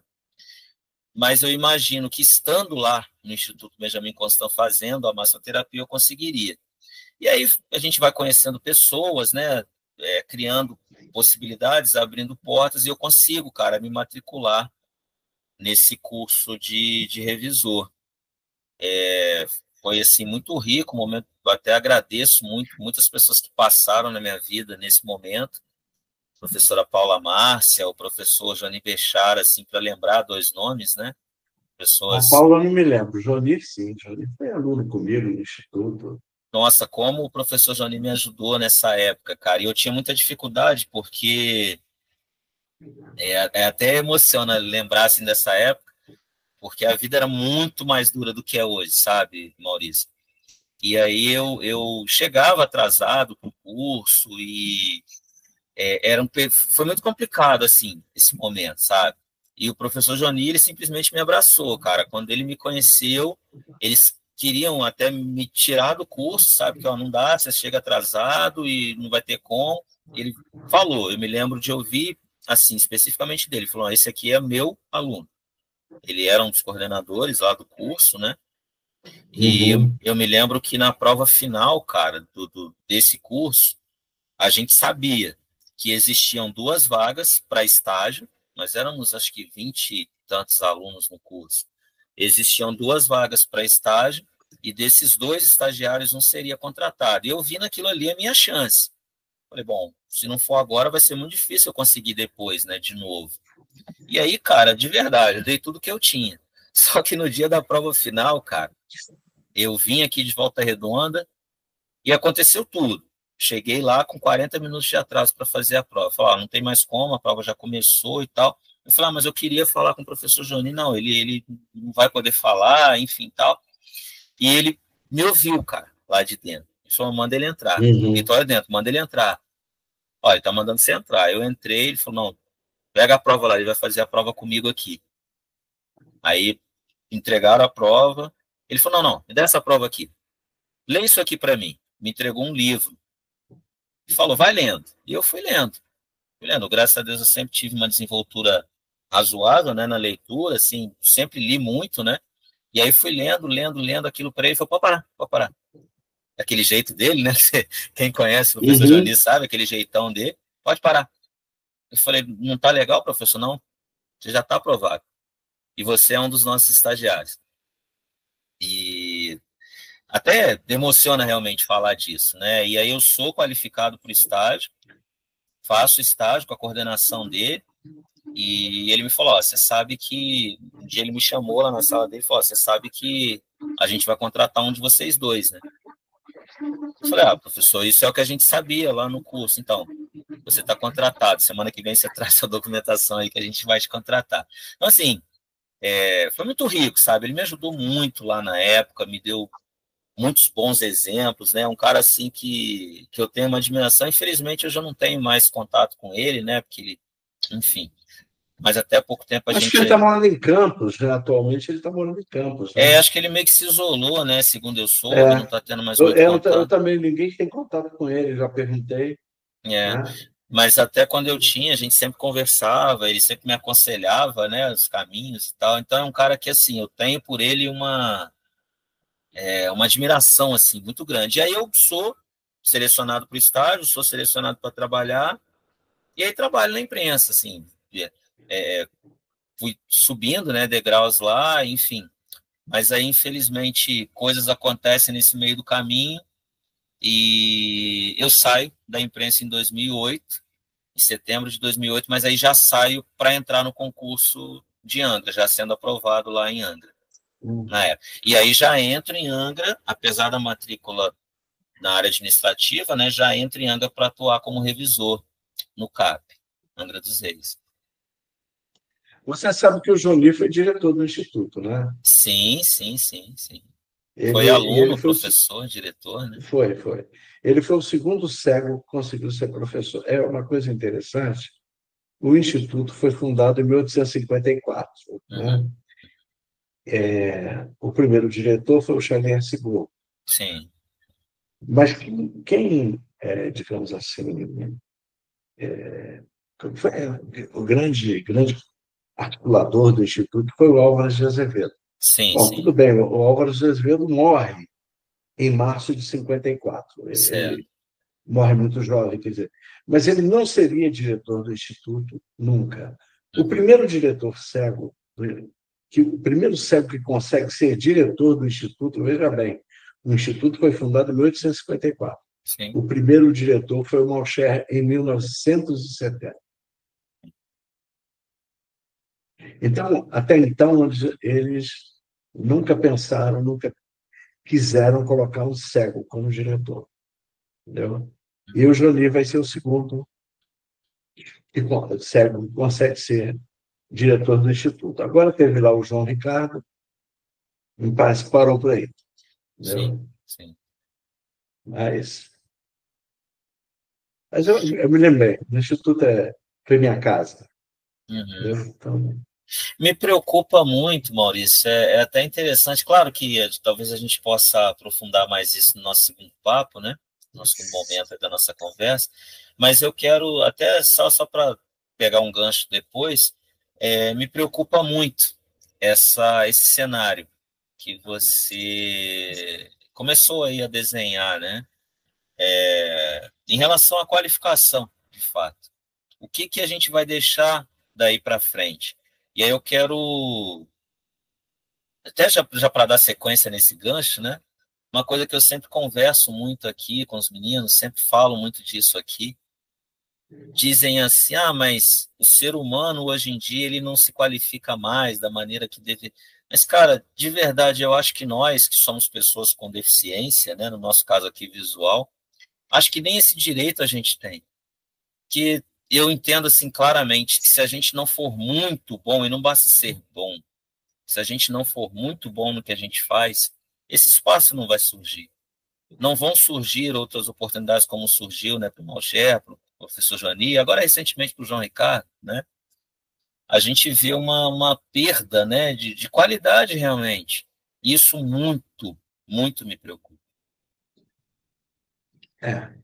Bom, você atualmente, então, é professor, você é professor municipal, mas você parece que dá atendimento à educação especial, não é isso?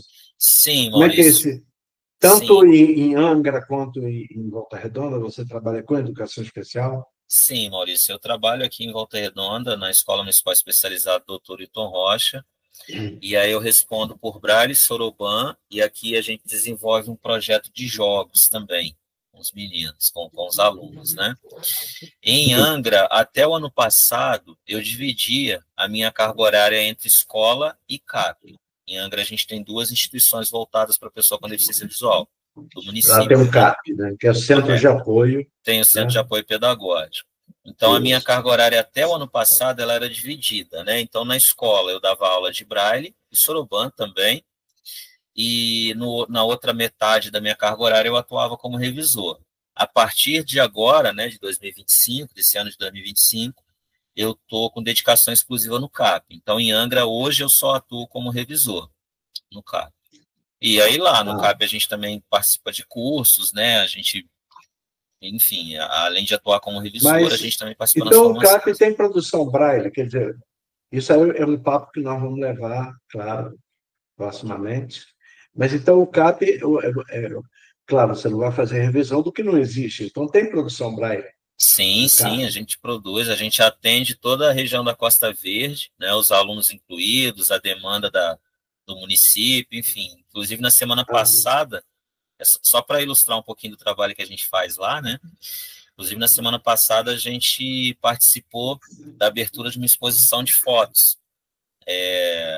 Um artista nos procurou, dizendo que ele faria lá uma exposição de fotografias, se a gente poderia tornar essa exposição acessível à pessoa com deficiência visual. Então, a gente fez a descrição das fotos, né, em Braille, fez a descrição, né, e fez essa impressão dessa descrição em Braille, e aí participou da abertura, onde a gente fez a leitura lá de algumas dessas descrições, enfim. O nosso trabalho também perpassa por essas áreas. não. Quer dizer, em Volta Redonda, então, você ensina Soroban e informática, você também não participa do ensino? Hoje eu não atuo como professor de informática, mas já trabalhei em Angra, né, assumi, inclusive o meu primeiro trabalho como professor, ainda não sendo professor formado, né, eu recebi a proposta da diretora da escola na época de estar assumindo um projeto de informática, e os meus primeiros alunos foram de DOSVox. A gente desenvolveu um aluno, na época a gente tinha 7 alunos, um projeto piloto, né, na cidade. Foi a minha primeira oportunidade assim de atuar realmente como professor foi dando aula de informática. Inclusive, um dos nossos alunos desse projeto, o Hugo Antônio, hoje ele é formado em zootecnia, né, atua lá no município, e a gente tem o Bruno Fontes também, que foi nosso aluno lá desse projeto de informática. Hoje ele é servidor público do município como agente de inclusão, trabalha na área de informática. Mas a sua informática era só das ROCs? Não, a gente iniciou com o DOSVox, né, mas a gente avançou para outros caminhos também. Foi para além do DOSVox. Vocês usaram já os NVDA, essas coisas? Como é que Sim, você fez? na época já o NVDA. A gente trabalhava com o Ah, NVDA. tá, porque o NVDA é gratuito e o JAWS não é gratuito. Sim, não era. E na época a gente até tentou, né, que o município conseguisse as licenças do JAWS, mas aí dentro da nossa realidade lá, o que a gente conseguiu utilizar à época foi o Foi NVDA. o NVDA. Não, Isso. que atende perfeitamente, né? Que é para Sim, nós. sim, sim, Né? sim, sim. E o uso de celular, porque hoje em dia os ceguinhos estão usando celular para caramba, bicho. Não, isso não entra no ensino de vocês? Aqui em Volta Redonda a gente tem um professor, inclusive o professor Raoni Campbell, né? Ele trabalha com essa parte de tecnologia na escola, é um cara muito antenado nessa área, né? Em Angra a gente tem também essa possibilidade, inclusive em alguns momentos lá a gente fez algumas pontas também nesse interim. Eu até confesso que dentro da área de tecnologia eu tenho mais assim segurança, né, do trabalho com computador. Sei. Eu até costumo dizer para os Eu meninos, também. se tiver que trabalhar com celular, a gente trabalha, mas o celular para mim Eu também. é o complemento. Eu me sinto mais à Eu não vontade. nego. Eu também me sinto mais à vontade no computador. Eu falei para você, eu tenho WhatsApp no computador. Sim, Eu sim, sim. prefiro, eu sei pilotar o celular, sei, Sim. mas eu prefiro usar o computador. Eu também me sinto mais seguro. Ah, você pode conectar o teclado aí no celular, não sei o quê, mas na rua eu não vou fazer Pode. isso, né, cara? Então, Não. Não, e você tem como colocar lá na acessibilidade sim, aquele teclado da Perkins, né, no sim. celular. Eu nunca usei e eu não gosto. Eu conheço gente que gosta, inclusive, né, põe um celular na horizontal assim, Uhum, né, e você consegue configurar o teclado da Perkins, né, da máquina uhum. Perkins. Entendeu? Eu Mas te eu nunca confesso. fiz e eu não pretendo fazer, não. Eu te confesso, Maurício, eu usei, mas não me Não atraiu, não, gostou? sabe? De verdade, não me atraiu, não. Eu uso o Aham. celular, cara, por aquilo que eu preciso fazer na rua, assim, de básico, sabe? Então, assim, Uhum. preciso eu ouvir uma mensagem, mandar uma mensagem, escrever alguma coisinha ali básica. sei lá, aplicativo de banco, por exemplo, eu acho legal ter, porque, né, às Claro, vezes você está não, numa situação que você precisa não, usar, isso não aí, tem jeito, é, né? Isso claro, aí não tem como claro. fugir. Claro, atender as ligações também, essa coisa toda, mas não Isso. ouvir ali, por exemplo, nas viagens para Angra, por exemplo, né, eu sempre estou ouvindo alguma coisa, um livro, música, ou enfim, alguma coisa. Então, eu uso o celular Uhum. muito para essas coisas. Agora, as minhas atividades, assim, mais definidas, assim, algo mais complexo, né, mais concreto, completo, melhor dizendo, eu faço mesmo no computador. E me sinto mais seguro também para dar aula no computador, utilizando o computador. Tá certo. Bom, uma coisa que você deixou assim meio no ar para mim é que a sua esposa enxerga, certo? Sim, a minha esposa enxerga. A gente se conheceu quando criança, né? O padrasto dela, que infelizmente faleceu durante a pandemia, né? Ele era cego, era aluno, inclusive, aqui da escola, né? Do Olha, Hilton Rocha, assim, tinha bem mais idade que eu era criança, ele já era que bem adulto, assim, e a gente se conheceu nessa época e tudo, ela acompanhava às vezes, né, o Maurício ali para a escola e tal, eu Maurício estive, não era eu, não, é não, outro, não era o né? Maurício, era o seu Honório, mas Não, porque houve um tempo que eu pensei que eu era o único Maurício do mundo, não, entendeu? Mas já não, me ele era, mostraram que não. ele era o Maurício, você queria fazer ele ficar bravo, você chamava ele pelo segundo nome dele, que era Joaquim, ele ficava nervoso demais. É, Mas, enfim, é, é, é mesmo. Você sabe, é, o Benjamin Constant, se eu te contar isso aqui, eu já contei isso para o pessoal. sim. Tem um professor, ficou muito famoso, Mauro Montanha. Ah, sim, sim. O Mauro Montanha, ele foi professor do Benjamin Constant e ele era danado, cara. Ele fez mapas, né? Eu conheci os mapas do Mauro Montanha, aquela coisa. Mauro Montanha é do século XIX, início do XX, Uhum, tá? Eu dizia que eu tinha um problema com o Mauro Montanha, ele era italiano. uhum. Que, na verdade, o Mauro Montanha não era Mauro, era Maurício. Não. E ele resolveu ser Mauro. E eu disse, eu não aceito. Eu não consigo aceitar que uma pessoa deixe de ser Maurício para ser Mauro, entendeu? Esse é o meu problema com o Mauro Montanha, o único. O- Já o Maurício Joaquim, ele não aceitava ser Joaquim de jeito Ele não maneira, cara. aceitava ser Joaquim, Não, é não, você mesmo. queria perturbar, e a gente criança, né, seu Joaquim, quem, rapaz, ele ficava bravo demais. Só que aí depois, só que aí depois o Maurício, ele vira meu sogro, né, porque aí eu começo a namorar a Sueli, com 18 anos, mais ou menos, e aí a Mas então gente... ela estava acostumadíssima com o cego, né? Ter mais um na vida, tudo bem, Sim, né? sim, sim. E aí a gente começa a interagir ali, a gente vive muita coisa bacana de sair junto, de curtir muita coisa legal, né? A Uhum. gente começa a namorar com 18 anos, com 20 anos a gente começa a construir nossa vida junto, né? E assim, Maurício, a gente tem uma trajetória que eu costumo dizer assim, eu valorizo muito essa nossa trajetória, porque ela foi muito atribulada ali no início, né?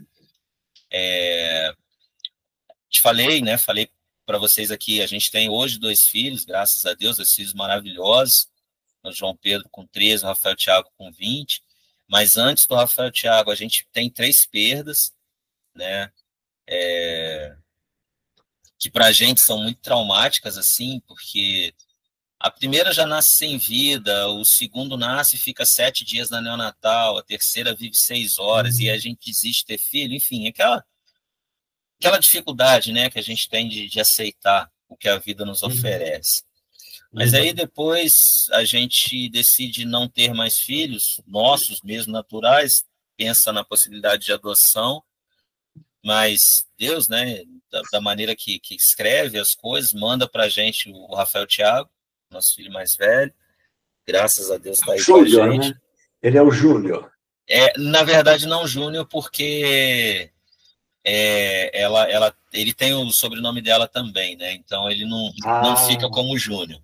E, não fica inclusive, como Júnior. não, inclusive ele tem um Ah, sobrenome gigante que ele morde de raiva da gente para a gente ter colocado esse monte de sobrenome nele. Mas enfim, é, E aí vem o Rafael Thiago, a gente agradece muito a Deus e decide que é isso, né? Mas aí quando ele está com uns 5 anos, ele começa a questionar por que todo mundo tem irmão e ele não tem, e pergunta para a gente quando é que a gente vai na loja para comprar o irmão para ele, sabe?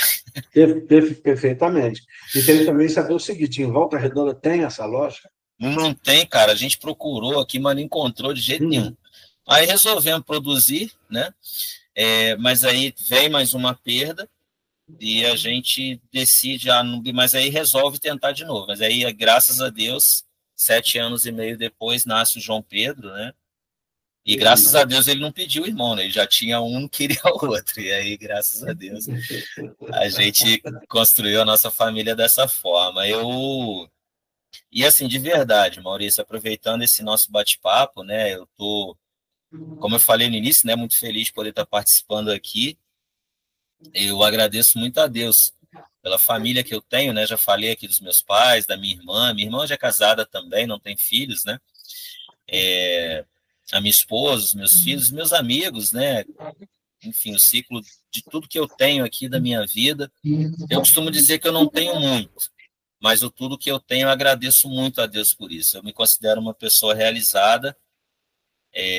Vivi, como eu falei anteriormente, né? Tudo que eu de alguma forma planejei viver na minha vida, eu construí, eu tenho uma relação muito boa com a minha família. Costumo dizer que os meus filhos são meus amigos, né? A gente tem uma relação muito aberta, muito limpa, muito transparente, né? Em relação a tudo que a gente se propõe a fazer junto. Então, assim, cara, você não me perguntou, né? Mas eu me qualifico como uma pessoa feliz, de fato, sabe? Que bom! Eu realmente, né? A gente ouve muito, né? É, é muito comum, até como eu falei no início, né? Coitado, ele não enxerga. Eu fico pensando, falei, meu Deus, será que quer ser coitado mesmo não enxergar, né? Eu acho que não. Inclusive, isso eu sempre disse e vou repetir. Se alguém me perguntar se eu quero enxergar, eu acho que eu quero matar a pessoa. Eu não quero. Eu não sei, eu não sei assim, você, Maurício, a gente conversou um pouco, mas ficou para mim muita sensação de que você também nunca enxergou, né? Não sei. Não, nunca. Então, Quer para dizer, mim. dizem que sim, Ah, é? mas assim, com uma semana, sei lá, eu perdi a visão. Entendeu? Entendi. Tá, Eu, não sei o que é isso. esse, para mim, cara, é um universo nunca navegado. Então, assim, você Não. quer enxergar? Mas como eu vou querer uma coisa que eu não sei como é, eu não sei se é bom, se não é? E aí, Pois cara, é. me incomodava muito. Às vezes a gente encontra, né, as pessoas na rua, pede para Deus, para você enxergar, para você. E isso me incomodava muito, porque eu não encontrava uma resposta, né, nem que convencesse a pessoa, que me convencesse para eu poder dar para esse Uhum, tipo de situação. E aí, cara, um uhum, belo dia uma senhora me parou, me abordou com essa situação, né? Você precisa buscar tal, a fé, aquela coisa toda, né? As pessoas têm muito essa questão, né? E aí, cara, uhum. nesse dia eu consegui dar a ela uma resposta que me convenceu e passei a falar isso para todo mundo. Falei, bom, então, o milagre que eu peço a Deus é ele me permitir continuar fazendo tudo que eu faço. Porque eu tenho a minha vida, eu tenho minha família, e começa a falar das coisas que eu faço, né? Então, isso para mim é um Ah, milagre na minha vida. você sabe, uma vez eu estava num bar, para quem me conhece, sabe que eu estava num bar, é um negócio meio estranho, porque eu sempre estive, né? É, eu sou chegado mesmo. Sim. Então, eu morava assim, eu morava numa, num apartamento que tinha um açougue do lado, Uhum, açougue, ficava um prédio assim, com os apartamentos, e do outro lado tinha o bar. uhum. E a gente ficava lá, era em pé mesmo, conversando, tomando cerveja, batendo papo, não sei mais o Muito quê. bom, né? Muito bom isso, né, Maurício? É, aí, aí alguém foi falar esse negócio para mim de milagre, e eu disse, eu quero um milagre. Deixa eu explicar qual é o milagre que eu estou querendo. Aí eu disse, eu quero chegar no açougue, pedir bife e sair sem pagar. Quero chegar aqui no bar, tomar minha cerveja E aí o seu Antônio não me cobra a cerveja. Aí o seu Antônio Brito diz, Maurício, eu não vou participar desse milagre, não, hein? Entendeu? Então, eu avacalhei o milagre da pessoa, né? A pessoa achou que eu queria falar do milagre de eu enxergar. Eu não, eu queria era comer de graça, beber de graça, entendeu? Esse é o meu sonho de consumo. Mas é muito Entendeu? isso, né, Maurício? É muito isso. Porque, assim, cara, as pessoas eles ficam preocupadas, né, se é que a gente pode usar essa expressão, em milagres elaborados, né? Mas o milagre é o Uhum, milagre da vida, né, cara? Eu simplesmente sempre pedi muito que eu tivesse a oportunidade de fazer as coisas que eu quisesse fazer. E, assim, cara, de novo eu falo aqui, tudo que eu quis fazer na vida eu fiz. Por exemplo, eu sempre gostei muito da noite, né? Hoje, bem uhum. menos do que antes. Então, para viver à noite, eu precisava me inserir de alguma forma, sabe? Então, eu sempre saía da minha casa sozinho, nunca gostei de ir com alguém para não ter aquela coisa da pessoa se sentir responsável pela gente, né? Então, eu Uhum. sempre gostei de fazer as coisas com pernas próprias. Eu sempre gostei muito de música, né? De samba, especificamente, pagode. Tive a oportunidade de tocar em grupos de pagode.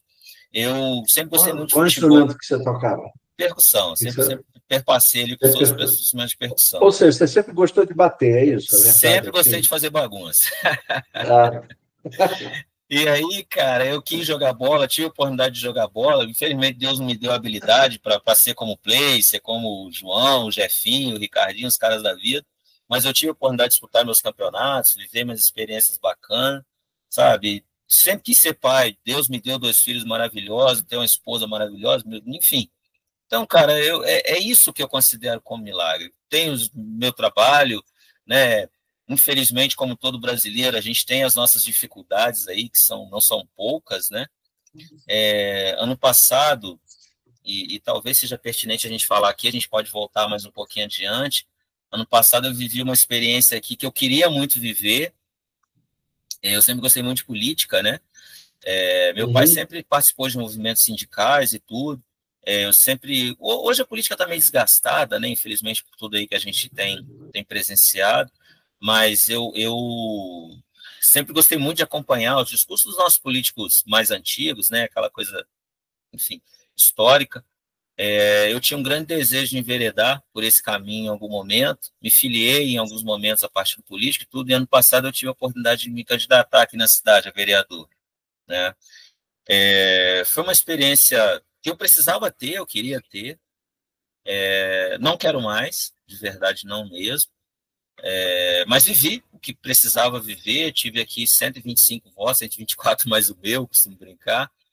Mas dentro do que a gente tinha aqui de realidade, né?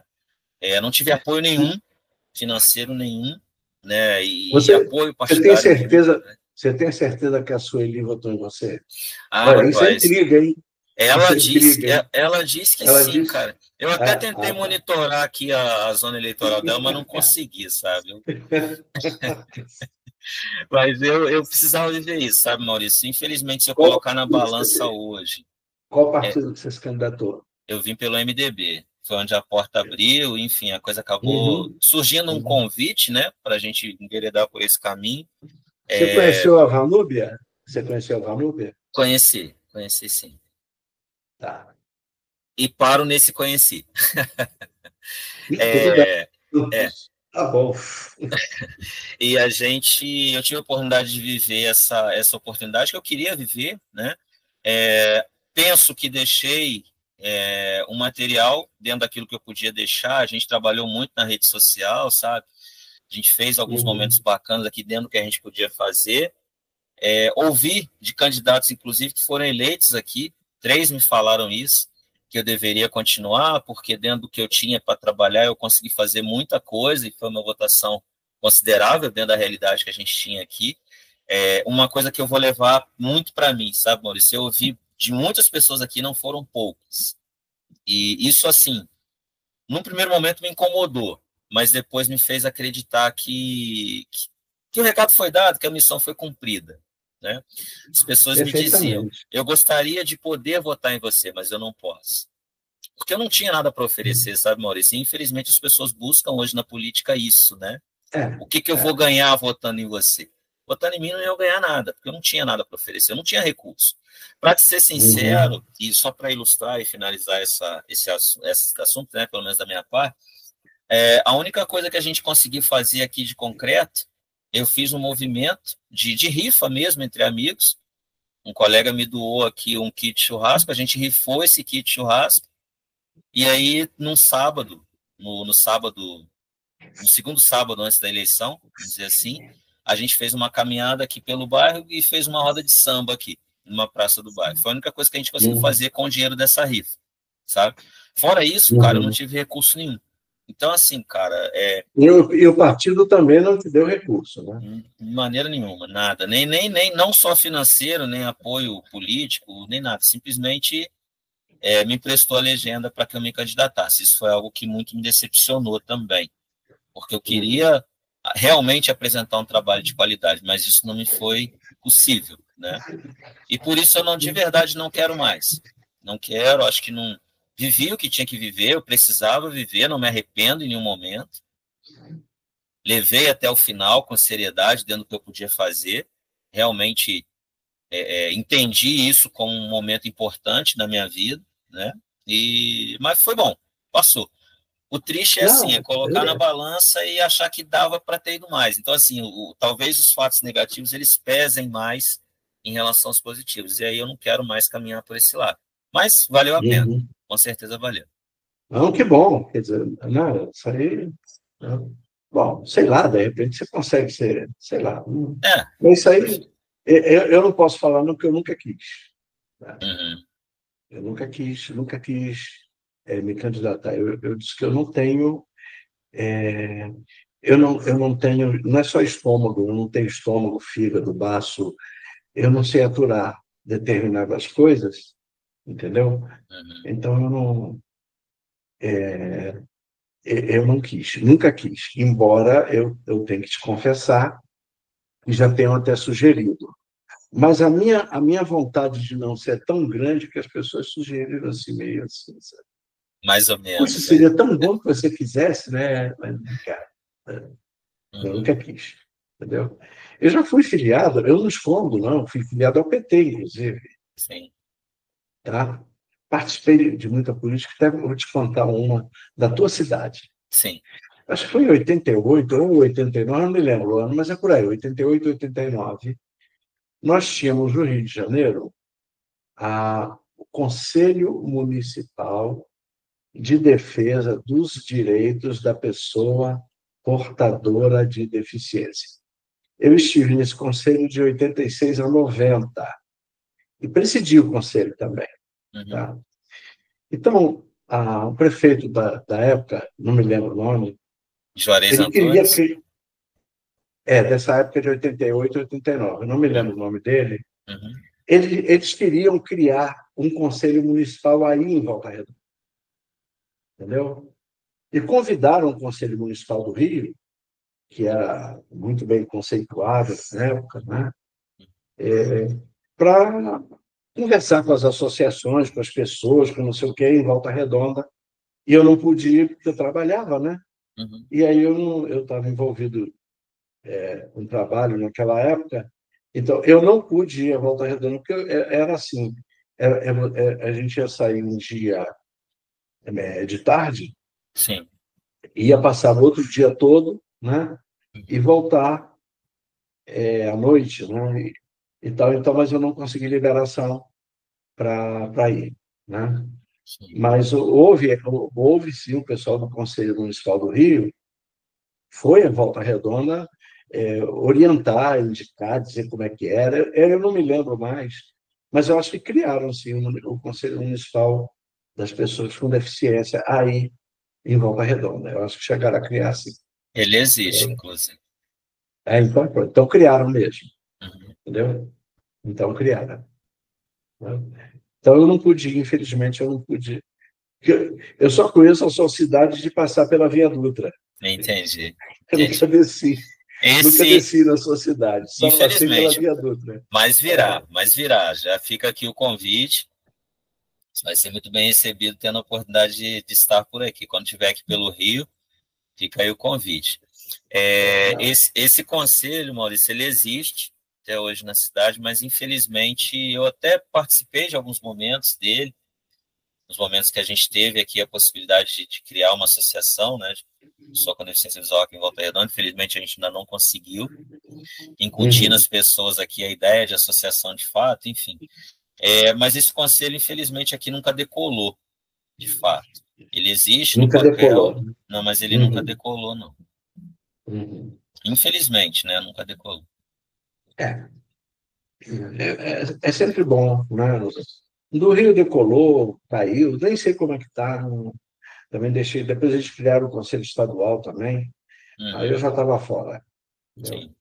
Eu já não estava mais. Tinha deixado a parte da militância na linha de frente, digamos assim. Né? Eu sempre fui militante da linha de frente mesmo. Tanto assim que eu pertencia ao Conselho Municipal. Sim, claro. Essas coisas assim. Bom, Rafael, eu não sei não. Eu estou desconfiado, mas você pode discordar de mim, que nós estamos achando um negócio chamado TNG. O que você acha? Então, cara, aí é contigo, né? Não, você pode discordar, dizer, não, ainda tem muita coisa. Eu não vou discordar. Então, Maurício, eu acho que assim, dentro daquilo que a gente conversou, né, das propostas, até porque a gente vai ter outros momentos para trazer outros temas, né? É claro que da vida da gente sempre tem coisas aí para a gente estar. Tem muitas histórias, né? Muitas vivências aí, muita coisa bacana que a gente passou vida fora, lugares que a gente visitou, pessoas que a gente conheceu, momentos aí da vida que a gente vai lembrando, né? De acordo com as conversas vão surgindo. Mas eu penso que a gente deu um apanhado aí, geral. Eu queria, assim, Maurício, só para ilustrar tudo que a gente falou, né? Além desse agradecimento todo que eu falei, eu sou uma pessoa, cara, que eu sonho muito, eu acredito muito que a gente transforma. Não, claro, quando a gente é jovem, né? A gente acha que muda o mundo, né? Mas eu acho que não. Acho que a gente transforma a realidade pessoal. Eu acho que eu consigo me transformar, e aí, a partir do momento que eu me torne uma pessoa melhor, eu acabo irradiando isso para quem está ao meu redor. Né? Então, hoje o meu sonho ele se baseia muito nisso, sabe? De tentar sempre entregar o meu melhor. Tanto é que o meu status no WhatsApp é ser melhor a cada dia. E às vezes até algumas pessoas me questionam, né? Mas você quer ser melhor do que alguém? Não, quero ser melhor do que eu mesmo. Claro. Eu tenho essa necessidade, sabe, Maurício? Eu não admito, eu me cobro muito. Não aquela cobrança excessiva, aquela coisa desmedida, não, sabe? Mas eu me cobro muito, cara. Toda vez que eu deito no meu travesseiro, eu tenho que entender aquele dia como algo importante na minha vida. Eu não acho que a gente tem, até brinco, né? O meu filho mais velho usa muita expressão, né? De que algumas pessoas parecem que estão na Terra para fazer peso na Terra, digamos assim. Eu não consigo conceber essa ideia, sabe, Maurício? Eu acho que a gente precisa realmente valorizar a nossa estada aqui. A gente precisa, de fato, achar que valeu a pena, sabe? Quando eu termino o dia, né? Eu lembro das experiências que eu vivi, eu preciso ter deixado algo de bom para alguém. Ou ainda que esse alguém seja eu mesmo, né? Eu preciso ter acrescentado. Eu não consigo aceitar a ideia de que é assim mesmo, nunca vai mudar. Não, nunca vai mudar se eu acreditar que nunca vai mudar, né? Tanto que quando a gente fala, né, hoje está na moda aí a acessibilidade, essa coisa toda, mas eu acho que algo que a gente precisa, cara, é desmistificar e também trabalhar. Eu sempre uso a expressão multiplicar a informação correta, né? A gente precisa falar de coisas boas, de ações positivas, né? E vencer essas barreiras comportamentais que a gente encontra aí, vida fora. Essa coisa de, ele não consegue mesmo porque ele enxerga. Não, dá oportunidade, deixa tentar. Pode ser que ele não consiga mesmo, mas pelo menos ele foi lá e tentou.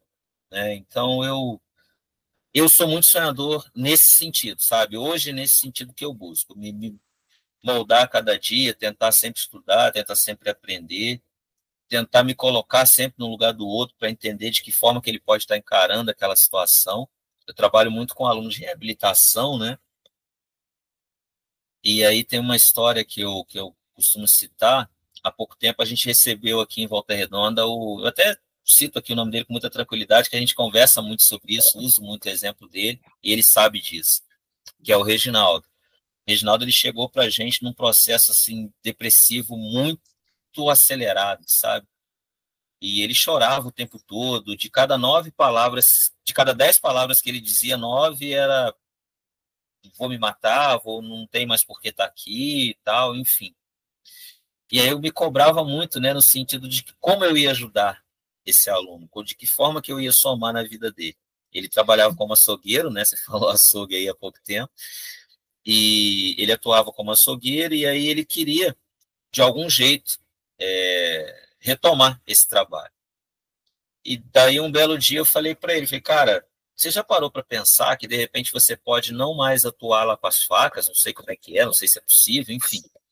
Mas você pode não atuar com as facas, mas você pode estar dentro do açougue, atuando como administrador, enfim, fazendo alguma coisa lá dentro do açougue que não seja a função que você fazia antes. Talvez a visão não te permita mais fazer.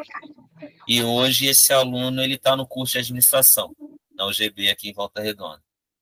Então, acho que é isso. A vida, o sentido que eu encontro para a vida é esse, entende, Maurício?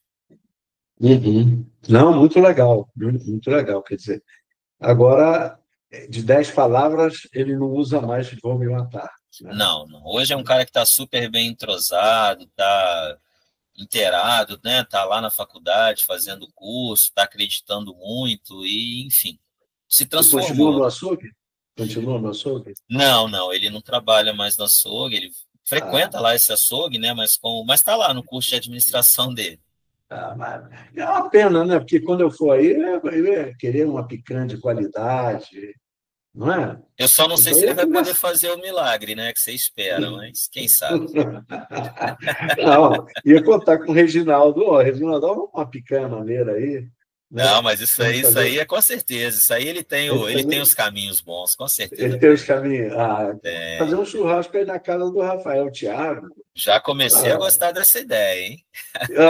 essa ideia é boa, né? Fazer aquela roda de samba legal, hein? Ou não é, rapaz? Olha aí, Que bacana. não Bem é? legal. Não, pode deixar que eu vou aparecer por aí. Vai ser uma satisfação, Maurício. Por Satisfação. enquanto, eu estou fazendo promessa de político para você, certo? Eu prometo, certo? Se você me apoiar, eu garanto que eu vou fazer isso, certo? Apoio garantido. Vamos firmar essa aliança. Então, bora. Bom, então eu sempre faço a pergunta mesmo. O que é que você gostaria de ter dito que ou porque o espaço não deu, ou porque eu não deixei você dizer?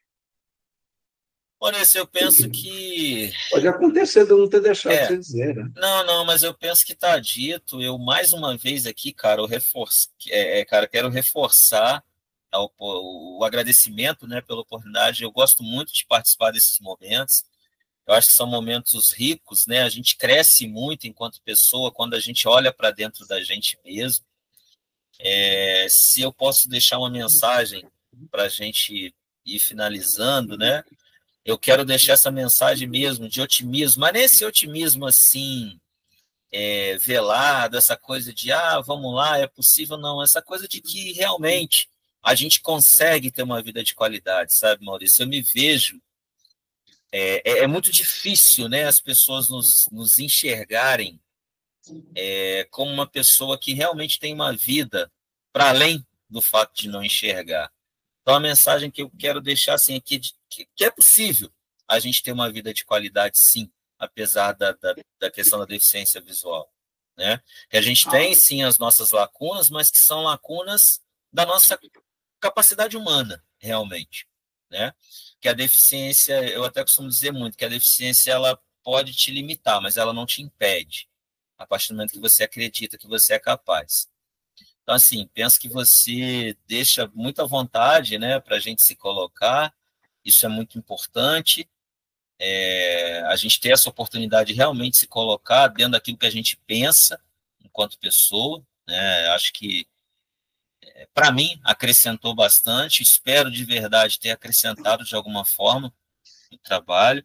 E como eu falei lá no início, né, que as pessoas, ao assistirem, ao acompanhar esse momento, possam realmente, de alguma forma, agregar alguma coisa. Possam sair melhor do que entraram, né, no começo dessa conversa. Dizer que a gente se coloca à disposição, né, Maurício? Não sei se a gente pode estar colocando dessa forma. Não sei como é que funciona essa dinâmica, né, dentro do canal também. Mas, assim, de antemão, eu quero dizer que eu estou à disposição para outras conversas, para outros momentos, para outras situações. Eu gosto muito de participar desses momentos. Então, agradecer de verdade. Não, a gente já sabe que você, pelo menos, na questão do que é ser cego, você vai estar aqui com a gente. Muito tá? legal, muito legal. Isso é certo. Entendeu? Legal, Então, agradeço. isso, Pode contar Rafael. com a gente aí.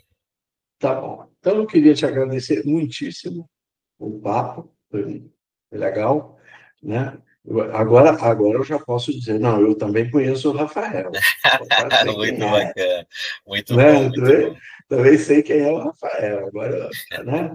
E dizer para as pessoas o seguinte: você sabe, aquelas pessoas que gostaram do papo com o Rafael, sai anunciando, indica o Rafael, diz que foi um papo muito legal, coisa muito boa. Mas existem aquelas pessoas que não querem, esse Rafael não morre, é um chato. É o seguinte, me indica para os inimigos. Eles também merecem assistir Muito o bom. Rafael. Não é? Também, Muito bom. Não é? Por que não? O Rafael está aqui. É um chato, pronto. Então, deixa eu indicar para aquele camarada que eu detesto, o Rafael, para assistir o Rafael. Tá certo? Então, pessoas, só me resta agradecer muitíssimo a vocês terem estado conosco. Estejam sempre, divulguem o nosso canal, se inscrevam também no canal. Tem um amigo que eu costumo dizer, ele é mais democrático do que eu, ele diz, dá o like ou o dislike. Eu não aconselho dar o dislike, não, deixa isso para lá. Entendeu? E comentem, façam as críticas, porque eu também sempre vou dizer isso. O elogio é muito legal, é bacana, a gente gosta muito, mas faça.